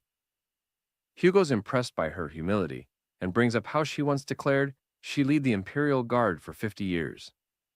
But then Karen, being Karen, interrupts and asks why everyone seems to think his grandfather was Kane's enemy. Our boy just shrugs and goes, "The dude sold his soul to a demon. What's so admirable about that?" And Amy, she explodes like, we're talking full protective parent rage mode activation. She's screaming that she's challenging Chiron to a duel for insulting Kane's honor. And I mean, this girl is furious. Karen just casually cleans his ear with his pinky finger and asks what gives her the right to challenge him. Amy's literally got tears streaming down her face now, yelling that she inherited Kane's will. Karen fires back, questioning this whole thing like, did Kane stay with the Demon Emperor because he sold his soul? Or was it actually his own choice? Amy refuses to accept any of this, screaming that Kane stayed out of pride. Karen sigh, thinking to himself that she's one of those old-school stubborn types you just can't reason with. He asks how she expects to become a proper knight when she gets this hostile over a simple conversation. Amy's trying to explain she's doing this for Kane's honor, when her stomach lets out this absolutely devastating growl that echoes through the entire tailor shop. Leo literally jumps, and Karen can't help but smile. He suggests they eat before the duel, then releases his mana, asking if she'd rather fight right now on an empty stomach. Seeing this, she is thinking how she heard that Karen reached the 4th star, just like her. But seeing him release his power in person, the dude's on a completely different level, like not even in the same universe. Before things could get ugly, Rohan told Amy that she should first eat before throwing hands. Plus, given her habits, she probably hasn't been eating properly while paying off her family's debts. Kurum pulls his mana back, and the Tor jumps in trying to smooth everything over, saying destiny brought them together, so they should enjoy something delicious. Amy puts a hand on her growling stomach, grinds her teeth, looks away all embarrassed, and finally accepts the invitation. Cut to the restaurant, and Karen, Hugo, and Leo are just sitting there, staring at the literal mountain of plates stacked on Amy's side of the table. This girl is absolutely demolishing her food, shoveling meat into her mouth like she hasn't eaten in weeks. She notices them watching and gets all embarrassed, but tries to play it off, saying she's just eating well to prepare for their duel. Kieran notes that she's being way more polite now, but Amy's quick to clarify, "Don't misunderstand. She'll pay her share next month." Karen tries to tell her it's fine, but Amy slams the table and stands up, declaring she couldn't possibly accept a duel on an empty stomach. But now that she's eaten, they can officially shake hands and make this happen. She extends her hand, and Karen notices it's rough, thick, and completely covered in scars. the hands of someone who's put in real work and effort. He thinks to himself that she'd be an incredible talent, if not for that stubborn old man personality trapped in a young woman's body. They shake hands, sealing the deal, and Amy immediately asks if she can order another dish. Hugo's just watching all this play out, absolutely incredulous that these two went from wanting to murder each other to acting like buddies in the span of like 20 minutes. The scene shifts to outside the restaurant. This bastard sees our gang having a good time when he spots Amy through the window, eating and talking all excitedly about training. He ditches his soldiers and walks in alone. Karen's asking Amy when exactly they're doing this duel, and she's saying as soon as her next plate arrives, while playfully warning him he might catch a beating. Then this dude approaches from behind, and his voice is all slimy and condescending, going, "You seem quite satisfied, Amy. If you showed up in town, you should have contacted your brother first." He puts his hand on her shoulder with this malicious smile plastered on his face, frowning mockingly while saying she shouldn't waste her time with these vagrants. And surprisingly, this bastard doesn't stop there and keeps going, asking if night apprentices really have this much free time to fool around with men like this. Seeing this idiot trying to provoke them, Karen just smiles to himself, thinking, "Oh, great, I found myself a damn troublemaker." Amy tries shooing this bastard away, saying she already paid this month's interest, so he needs to leave her alone. But nah, this scumbag's not having it.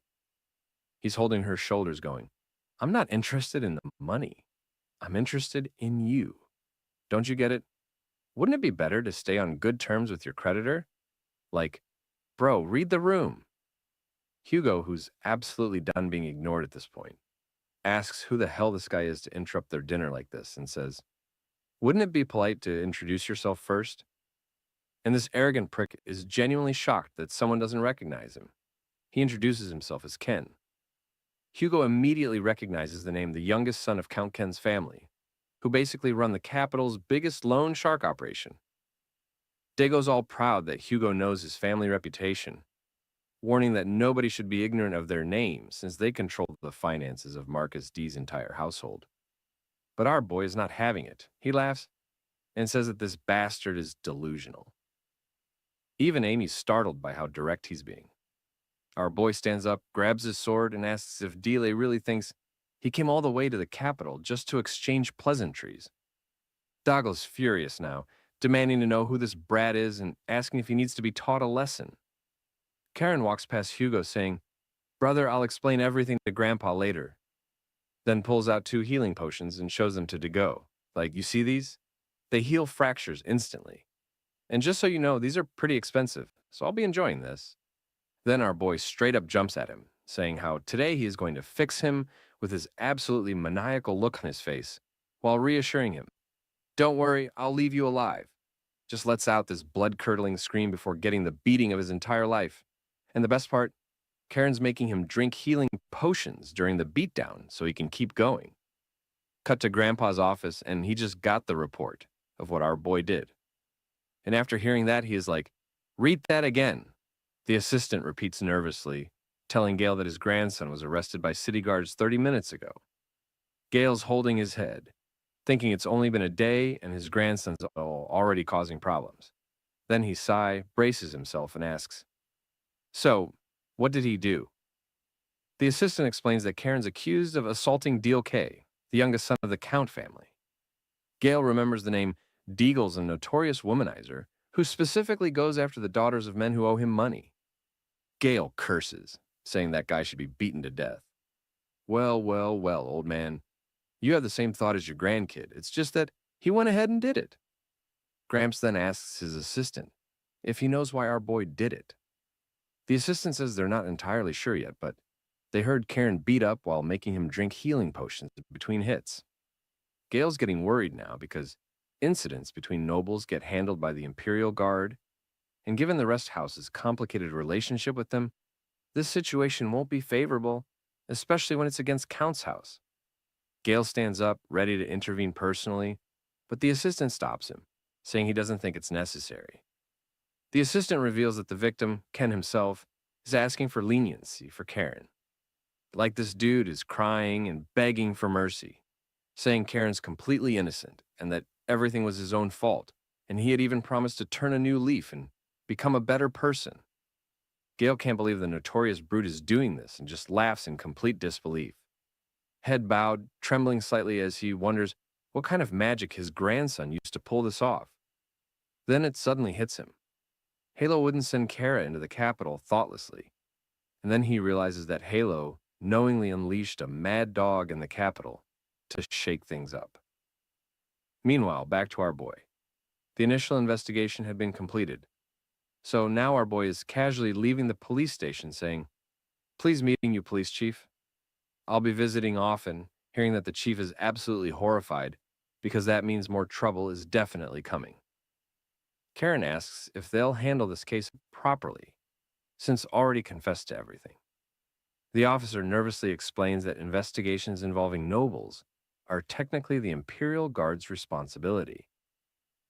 Karen just shrugs and says he'll ask his grandfather about it. Then hearing the Halo will be getting involved. The officer is already scared, but then Karen adds with this innocent smile, "Oh, I could also ask my maternal grandfather too, if needed." The officer, who's now opening the gates to let Karen out, nervously asks what that grandfather's name is. Karen smiles, all sweet. "Sir Gale, the tax commissioner. Why do you ask?" The officer becomes even more terrified, practically shouting, "I will do my best to handle this case." Outside, Hugo, Leo, and Amy are waiting for him. Hugo asks what kind of conversation could have possibly made the officer that scared. Karen humbly jokes that maybe it's just proper incentive to ensure justice gets done. Hugo sighs, saying, since the case is apparently closed, he won't hold Karen responsible for this incident. But next time, could he at least give him a heads up first? Hugo's internally thinking this kid absolutely cannot be controlled. Trying to control him would just cause more problems down the line. Karen agrees to notify him next time, and Hugo thanks him for understanding. So now Hugo's standing there thinking, how could Uncle Pale, who's so polite and respectful, have raised such an absolutely crazy son? Like, what happened in that household? Karum walks over to join Leo and Amy Amy immediately apologizes for getting him involved in all this mess, offering to buy him tea as compensation.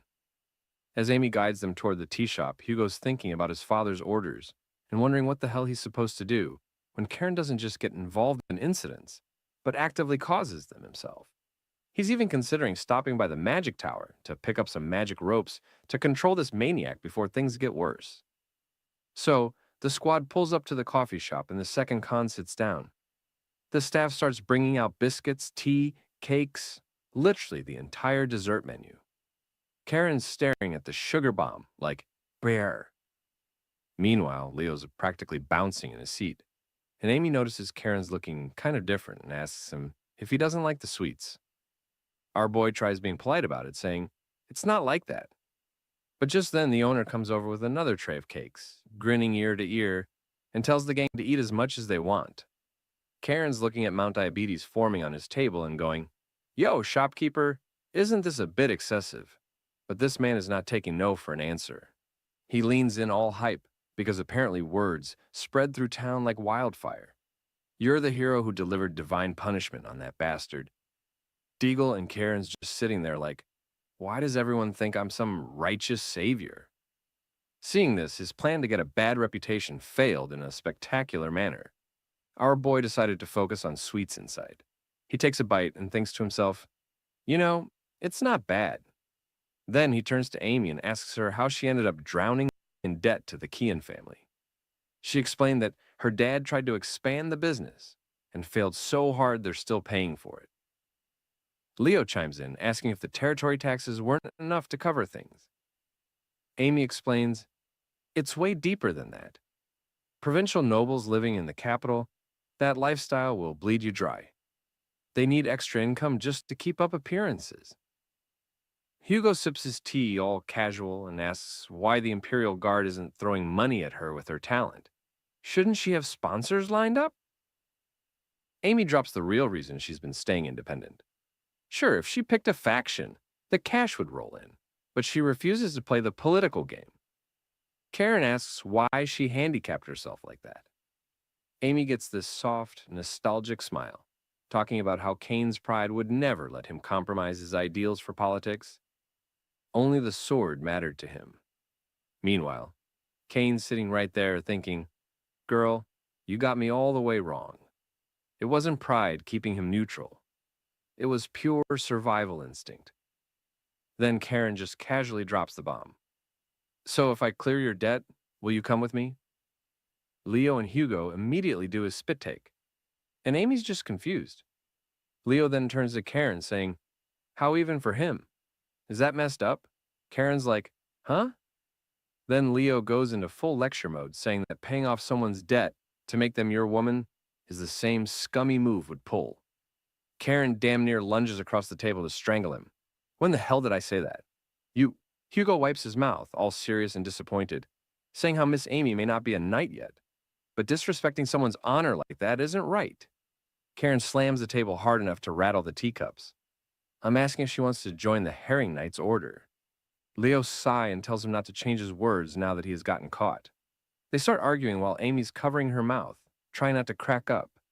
It's genuinely the first time she's smiled like this in forever.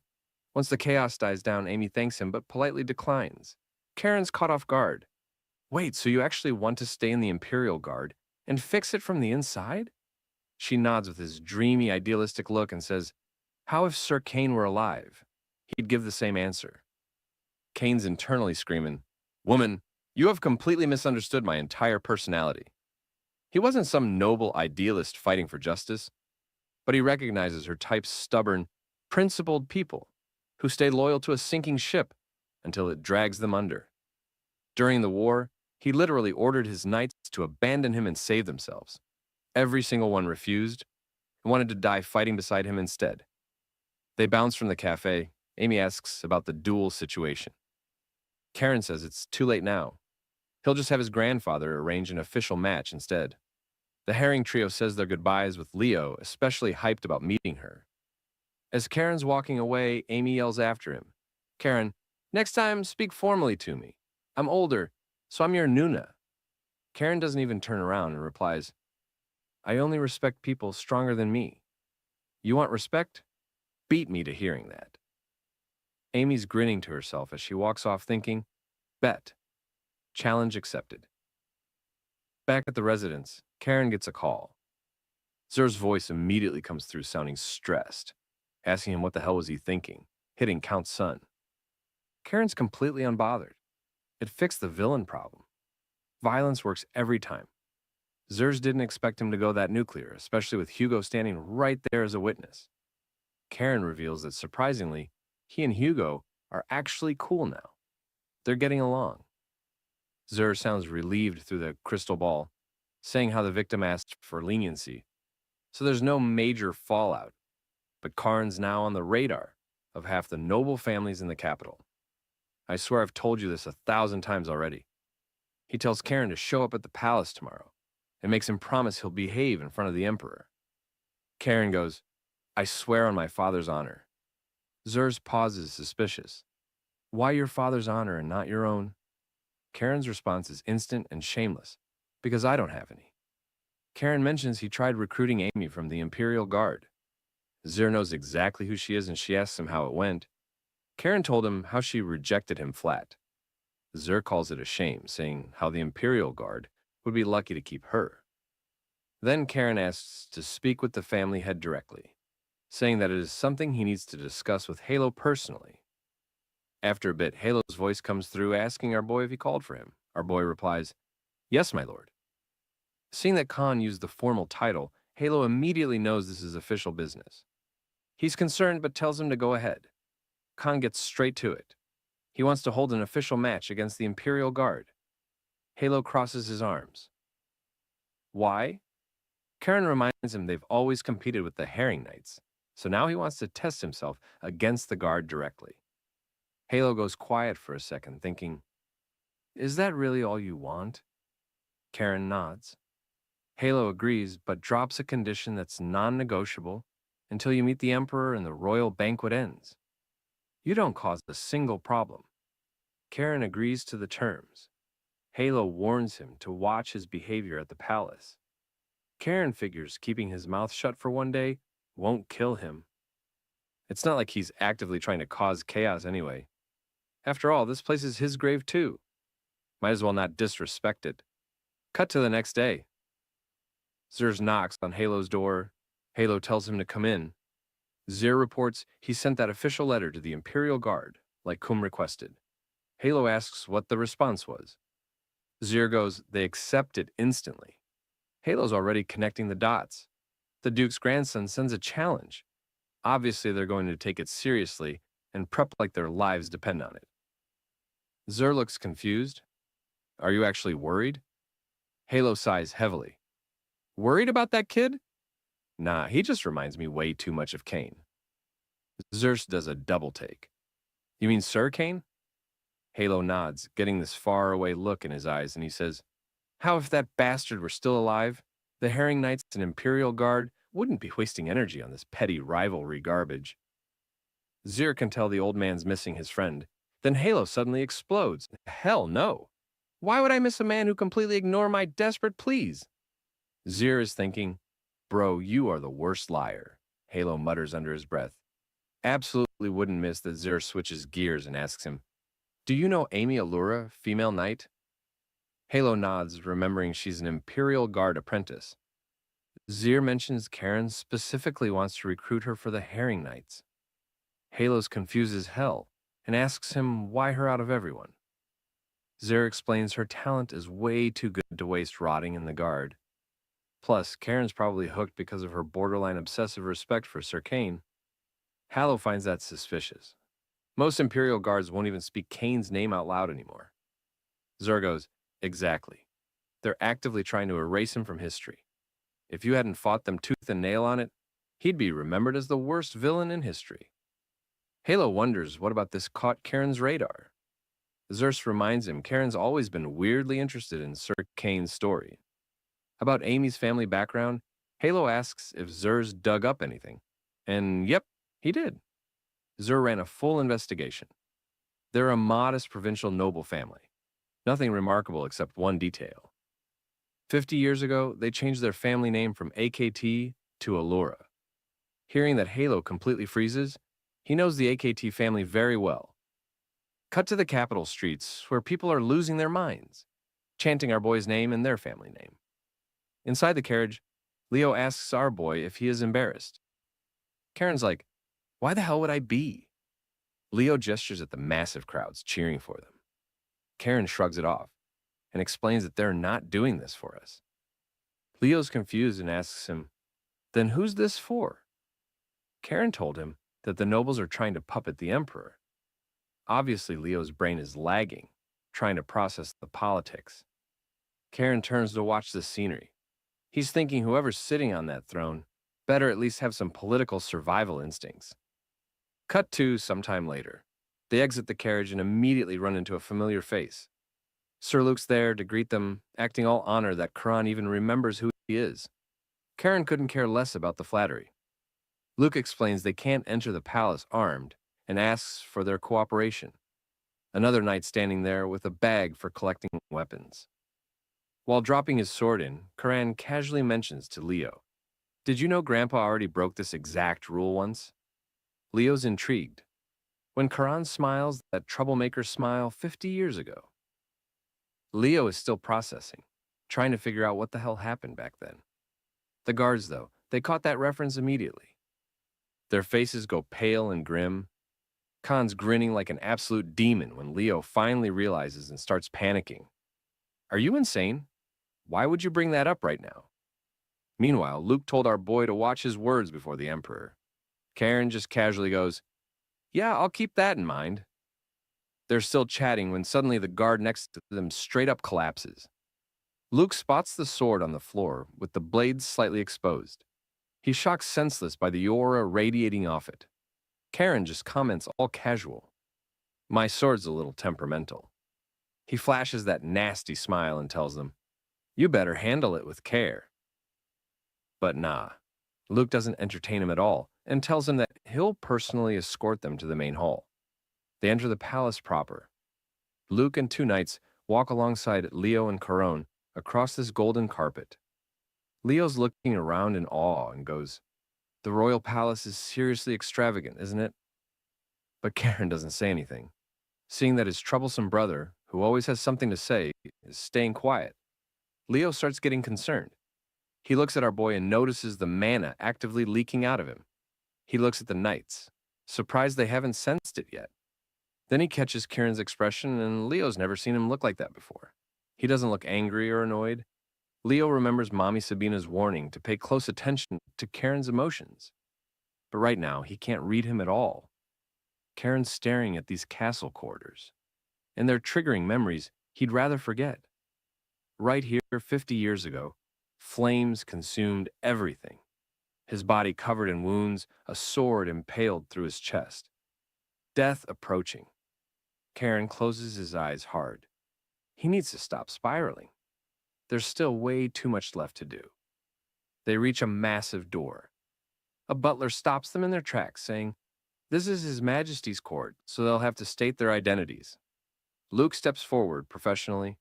"They are honorary guests of His Majesty, the grandsons of the Rest Ducal House." After the formalities are done, the gate opens and the butler announces their entrance. Entering the chamber, our boy is thinking to himself how he is curious to see what the heir of the tyrant king looks like.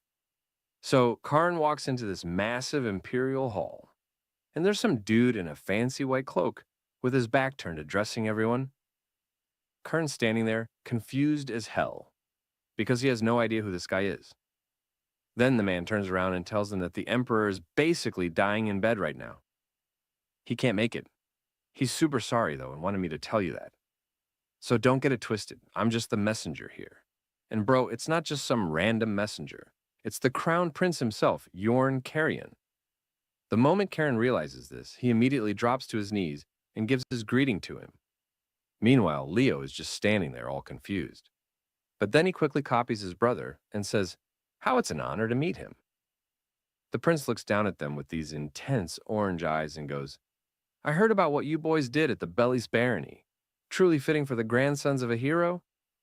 Karen's trying to stay humble, saying he just did what needed to be done.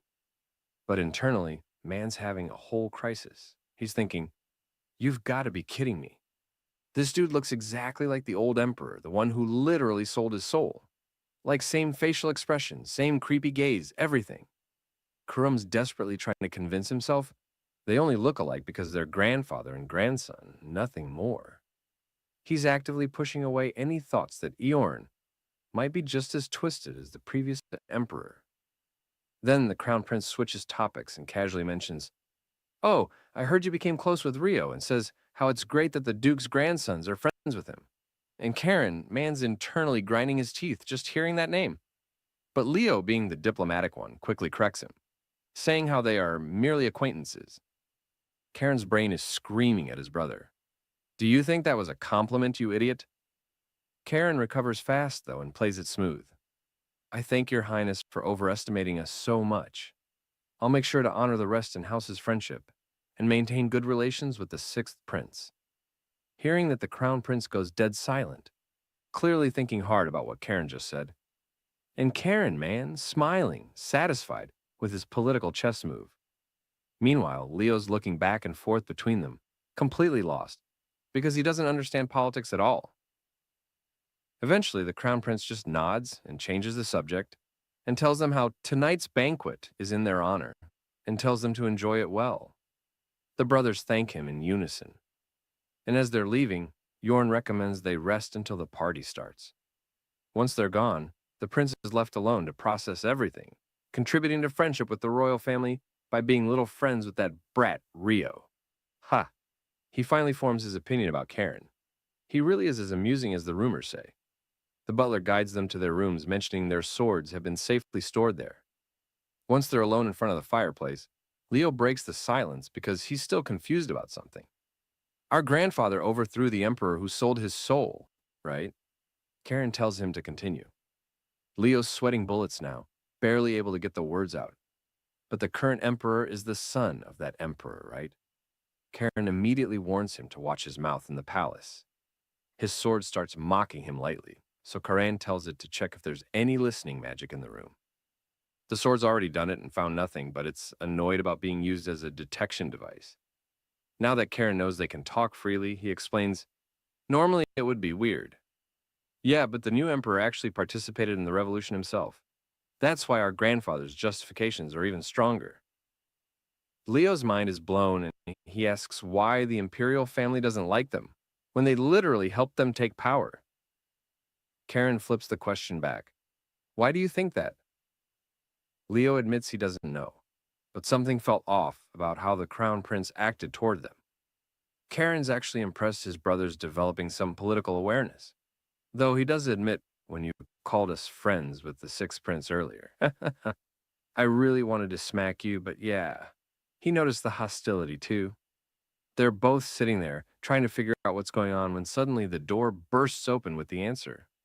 Because your maternal family is the Maurice Diaz family. It's the sixth prince, Rio, barging in all excited and asking them how they are doing before complimenting them, saying how they look quite decent in formal clothes. Leo immediately goes on alert, while Karen's just thinking his night officially got worse.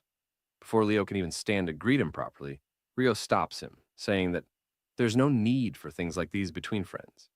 He grabs an apple from the fruit tray and starts tossing it up casually while explaining, since your mother's family is the Marquis d'Izes, it's obvious the imperial family wouldn't like the Reston house. He reminds them what he said before. Like it or not, the Reston house will have to make a move soon. Karen can tell Rio's holding something back from them.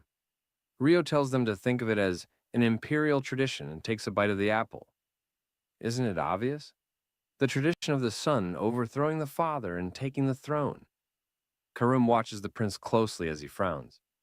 Rio gets comfortable and keeps dropping cryptic bombs. The timing isn't really perfect.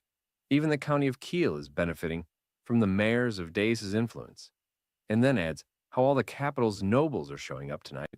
And thanks to you two, the banquet will be even more vivid. Rio is clearly enjoying himself while Karen's getting more suspicious. He stands up and asks him what he is getting at. Rio grins and asks, you want to cause some great chaos, don't you?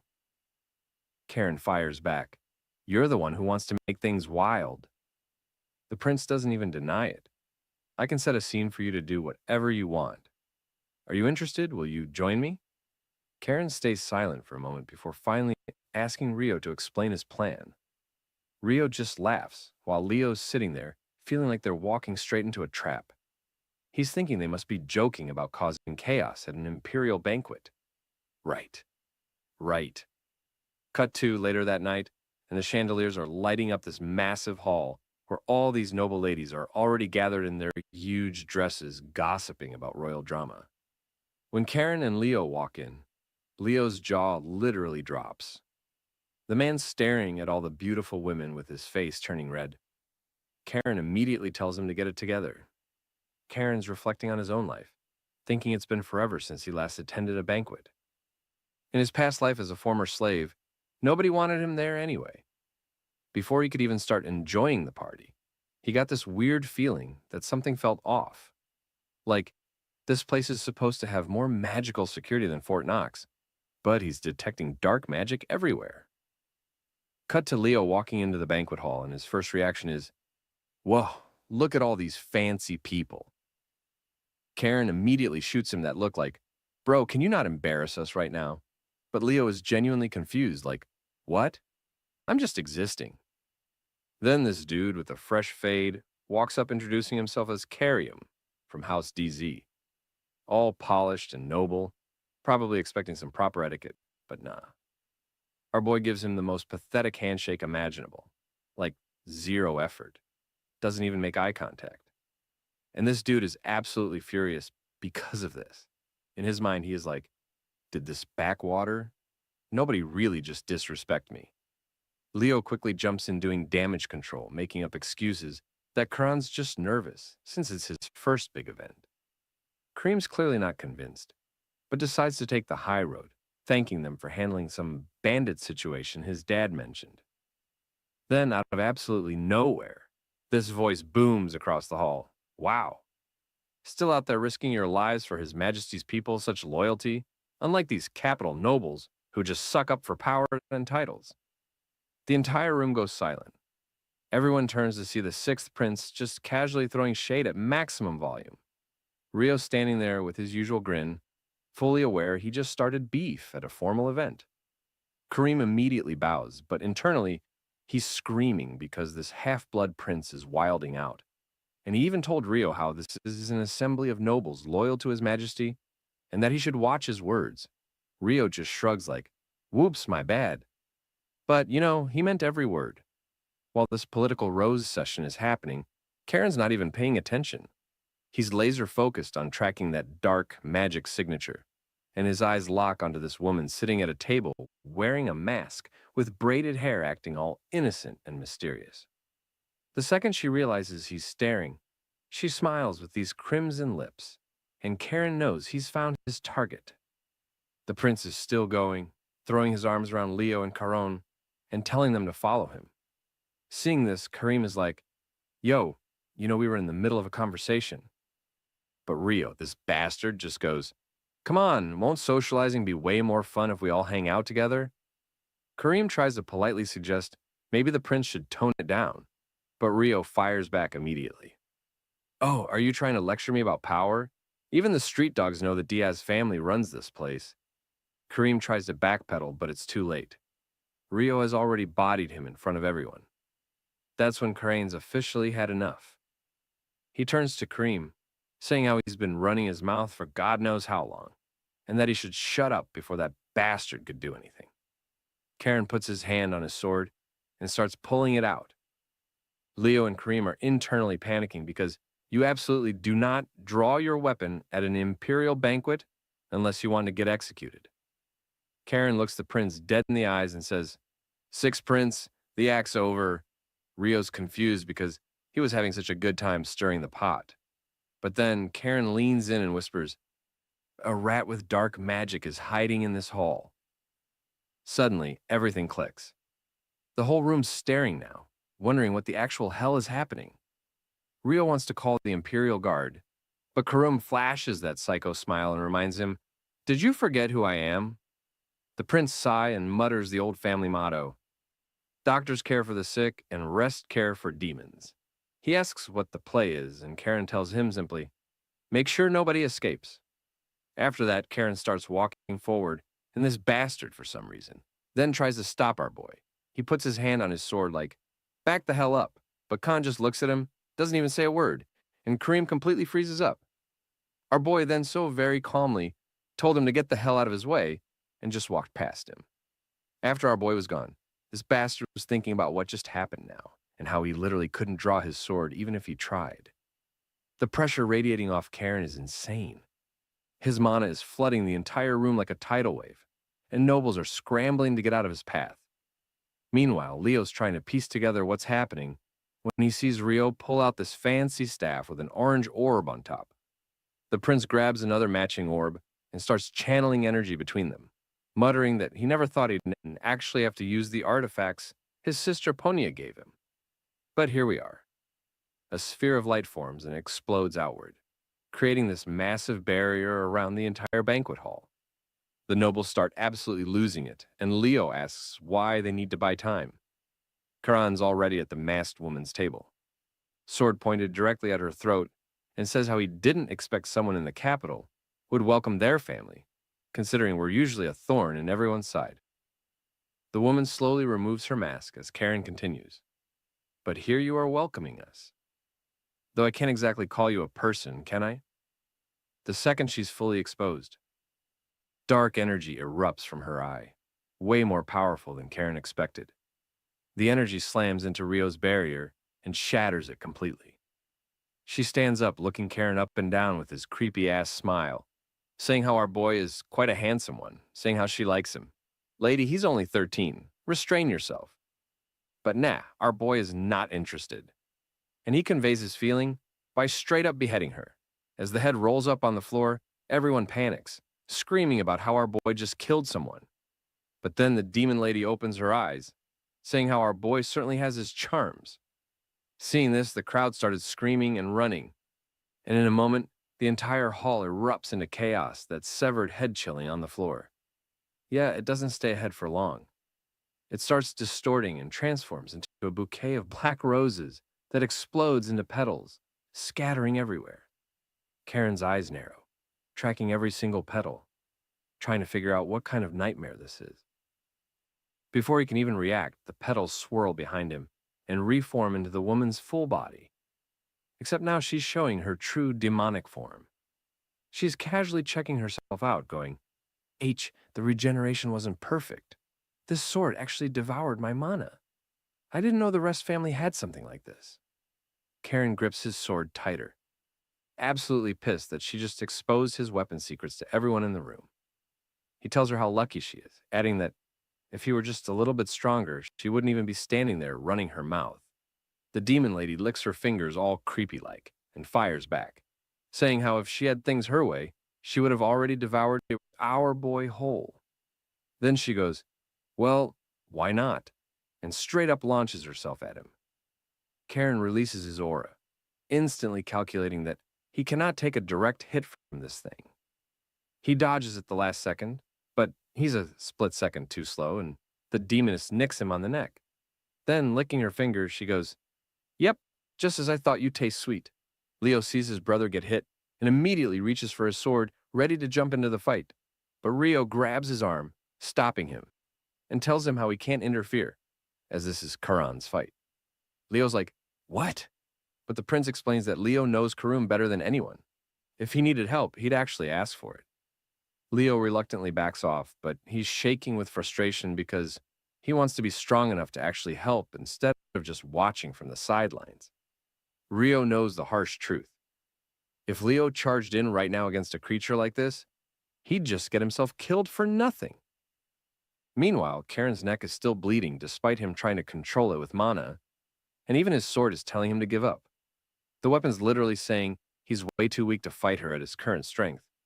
But our boy is stubborn as hell and tells the sword he can't back down that would go against everything he stands for.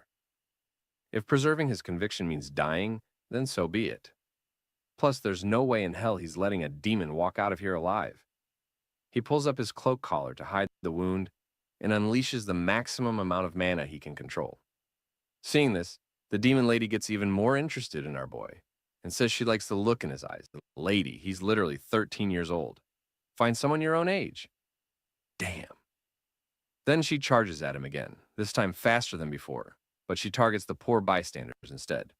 She casually drops her introduction mid-attack, telling Karen her name is Shunia, and she'll make sure he never forgets it for as long as he lives. Seeing innocent people getting hurt, Karen absolutely loses it and charges at Shunia with everything he's got. Meanwhile, Ria whips out a magic spell and yells to our boy, telling him to focus on the fight and not worry about the civilians. He's got them covered. Shunia taunts him. You aren't stupid enough to relax just because you dodged once, are you? My petals aren't just for decoration. After all, at this point, Karon's sword is literally screaming at him, asking why he isn't dodging and reminding him that if he doesn't move, he's basically dead. Then it realizes what our boy is planning and warns him not to do it, saying he knows damn well how dangerous this is. But this reckless idiot isn't listening and uses the fifth form of the Herang sword technique, High Tide. Suddenly, actual ocean waves appear around Karon. The mana pouring off him transforms into this intense, chaotic liquid energy like the depths of a raging sea. Shunia watches curiously as Karon forces open his mana channels to a point where he starts coughing blood, his body literally on the verge of total collapse. He wipes his mouth and doesn't give a single damn about the consequences. All he cares about is killing the demon in front of him. Shunia didn't expect him to go this far, and it makes her smile with pure delight. She's loving this. Meanwhile, Rio's watching all this unfold, thinking to himself how the illusion magic ended a while ago. So where the hell are the Imperial Guards? Cut to outside the castle, and things are way more chaotic than Rio expected. Knight Commander Luke is running around yelling at other knights trying to figure out what's going on. When he finds some guards, they tell him magic's been detected inside the banquet hall. Luke asks what the situation is with the mage tower. The soldiers reply they've already contacted them. Mages arrive through a portal and everything. Luke curses, thinking to himself how it just had to happen on the night of the banquet. Now that the initial panic is done, he sprints toward the banquet hall. but finds a massive crowd of mages and knights all struggling to get inside. He asks what's happening and why they're all still standing outside.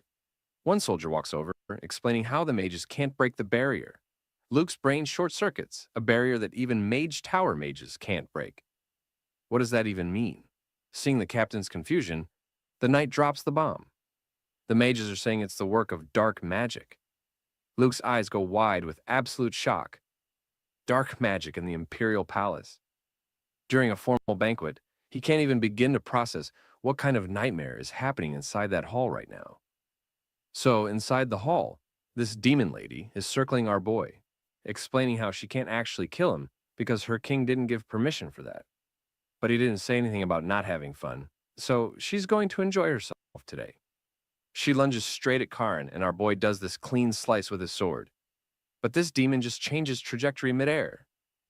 Then she goes full phase 2 transformation scales popping out, horns growing, the whole RPG boss evolution package. Karen's standing there like he's trying to figure out his next move, when suddenly he remembers the advice Sabina gave him earlier. She told him the power of the sword isn't something you control. It's something you have to accept. So, as this demon charges at him again, our boy just stands there seeing this. Leo is absolutely losing his mind in the background, screaming at him to dodge, but Karan's locked in. He grabs his sword with both hands and enters full concentration mode in the next second. Blood is everywhere. The demon lady has this shocked expression on her face, muttering how she expected all kinds of attacks from someone in the Rest family. But never in her wildest dreams did she think this crazy bastard would damage himself just to create an opening. While she's having this realization, our boy brings down his sword with one hand and slices her clean in half. Now you think that's game over, right? Wrong.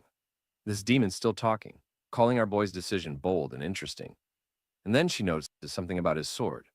Her eyes go wide and she mutters, "The sword you're holding? That's a guillotine, isn't it?" Khan's genuinely surprised, because this weapon is supposed to be the most guarded secret of his family. How does some random demon know its name? That's when Guillotine itself starts talking, explaining to Karn that it can absorb black magic and demonic power. The more demon blood it drinks, the stronger both it and Karun become. Meanwhile, outside the hall, the mages are doing everything they can to dispel the barrier.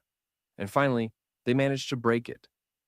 Back inside, Guillotine drops another bomb on Karun, telling him the body in front of him isn't even the demon's real body.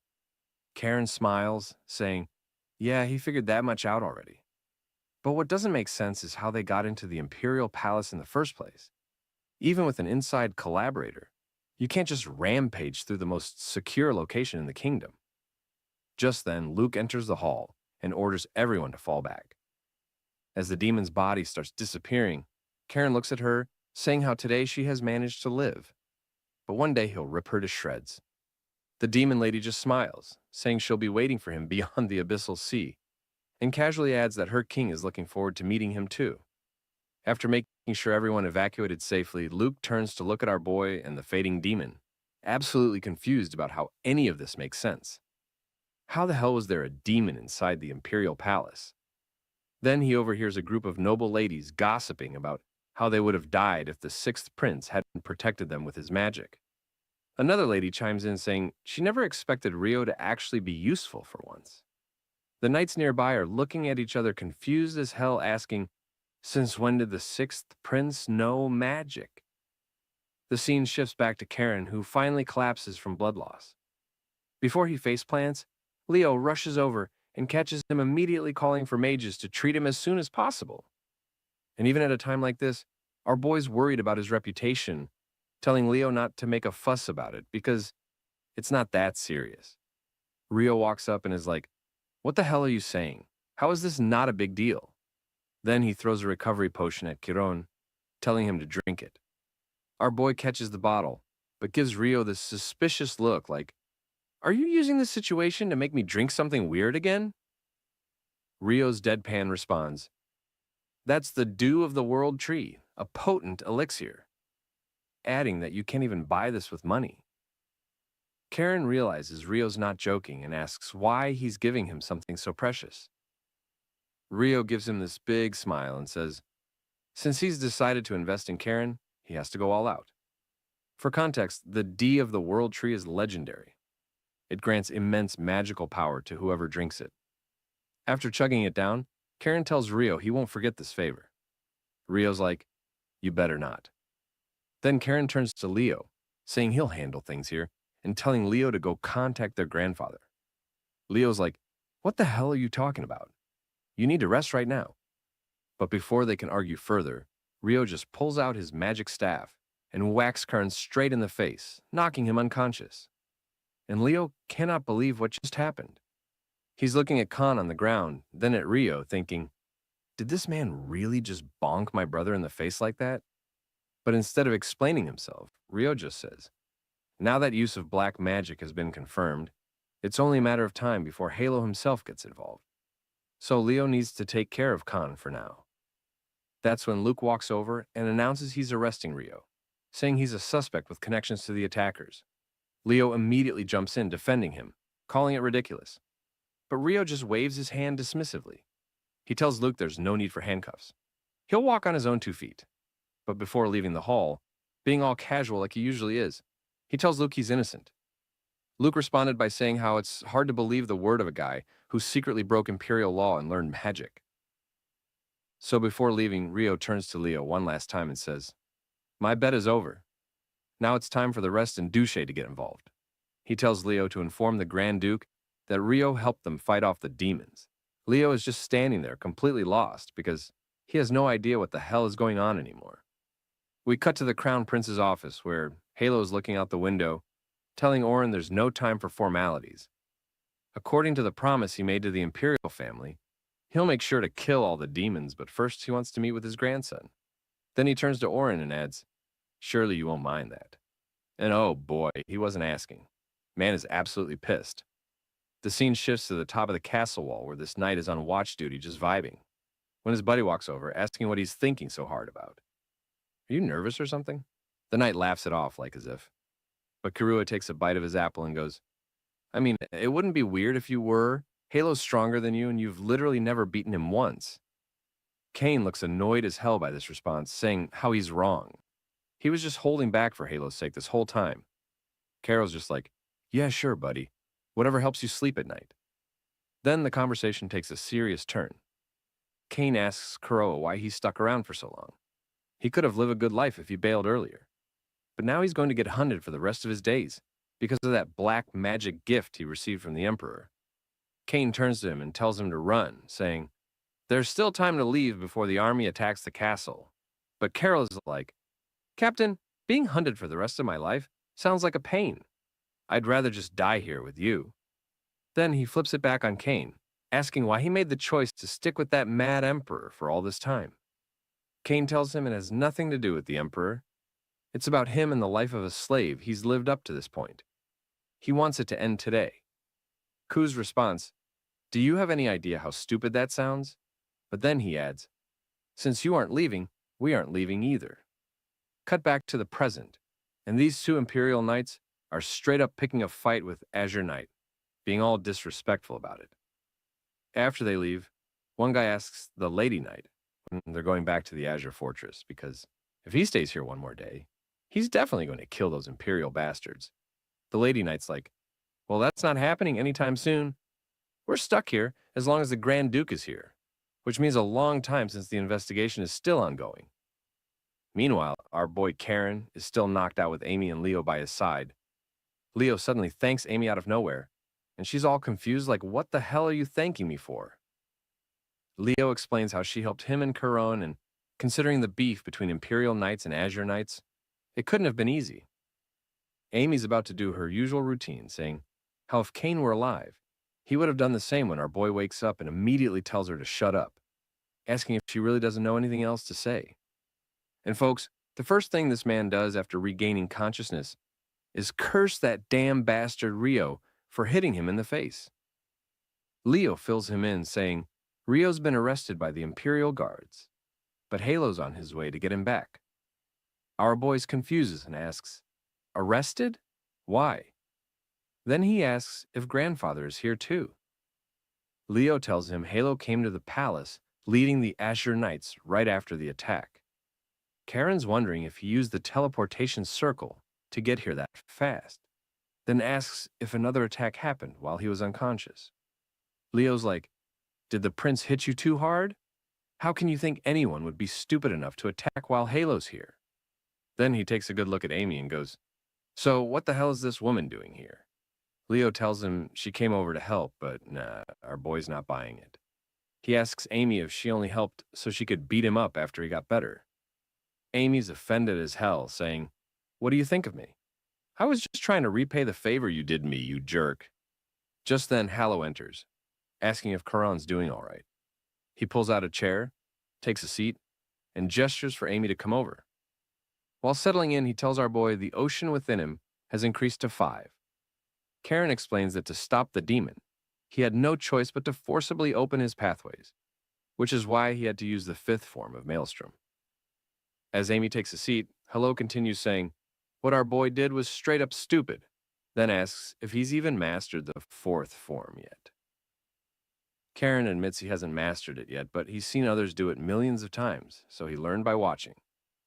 Halo pauses for a second, then orders him after he gets back to Azure Castle. All external activities are forbidden. He gets up saying, from now on, Karen will focus solely on training for the next 4 years. Our boy nods, saying he'll follow orders. Before leaving, Halo asks if Karen learned anything from the incident. Our boy gets all serious, saying he's realized he's still lacking.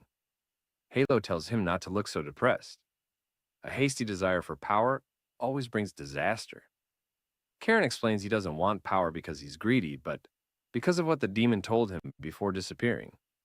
Halo asks what she said, and Karen replies that she told him she'd be waiting for him beyond the North Sea. Then he turns to Halo and asks, what exactly is beyond the North Sea?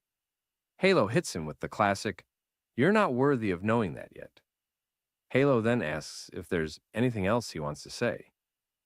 Karen mentions how Rio used the dew of the World Tree for his treatment, so they can't just ignore his favor. But before he can finish, Halo cuts him off, explaining that Rio broke Imperial law by learning magic. It's forbidden for those of Imperial blood. Although they didn't find any evidence of him being involved in the attack, they can't overlook what he did. As a result, from now on, Rio will be placed under surveillance by the Azure Knights. As Halo's leaving, Karen says he has one last thing to ask. He doesn't have a place to train. Halo tells him he's already talked with the Imperial guards and taken care of that. Before walking out, Halo tells Zir he's leaving his grandson in his care. Zir's bows, saying he'll do his best. After Halo's gone, Leo turns to Karen, saying Rio is just trying to help them. They have to do something. Karen tells him not to worry about it because their grandfather is protecting him. Leo scratches his head, confused, asking what he means. Karen tells him to think about it. Halo personally assigned the Azure Knights to Rio. He points out it's protection disguised as surveillance, which is exactly what Rio wanted. Now the Rest family has become his backer. Then he turns to Amy, saying he needs her to guide him later because he's always been curious about the Imperial Guard's headquarters. Amy asks what he's planning, and Karan's like, don't be like that. I'm just curious. Then he turns to Zertz, saying from now on, he'll be in his care. The scene shifts to the Azure Fortress, where the 3 brothers are having a meeting. Tails asks Pale how he must be proud of his son since the whole capital is singing his praises. But Pale's not having it. He's like, what the hell are you talking about? Karen almost died.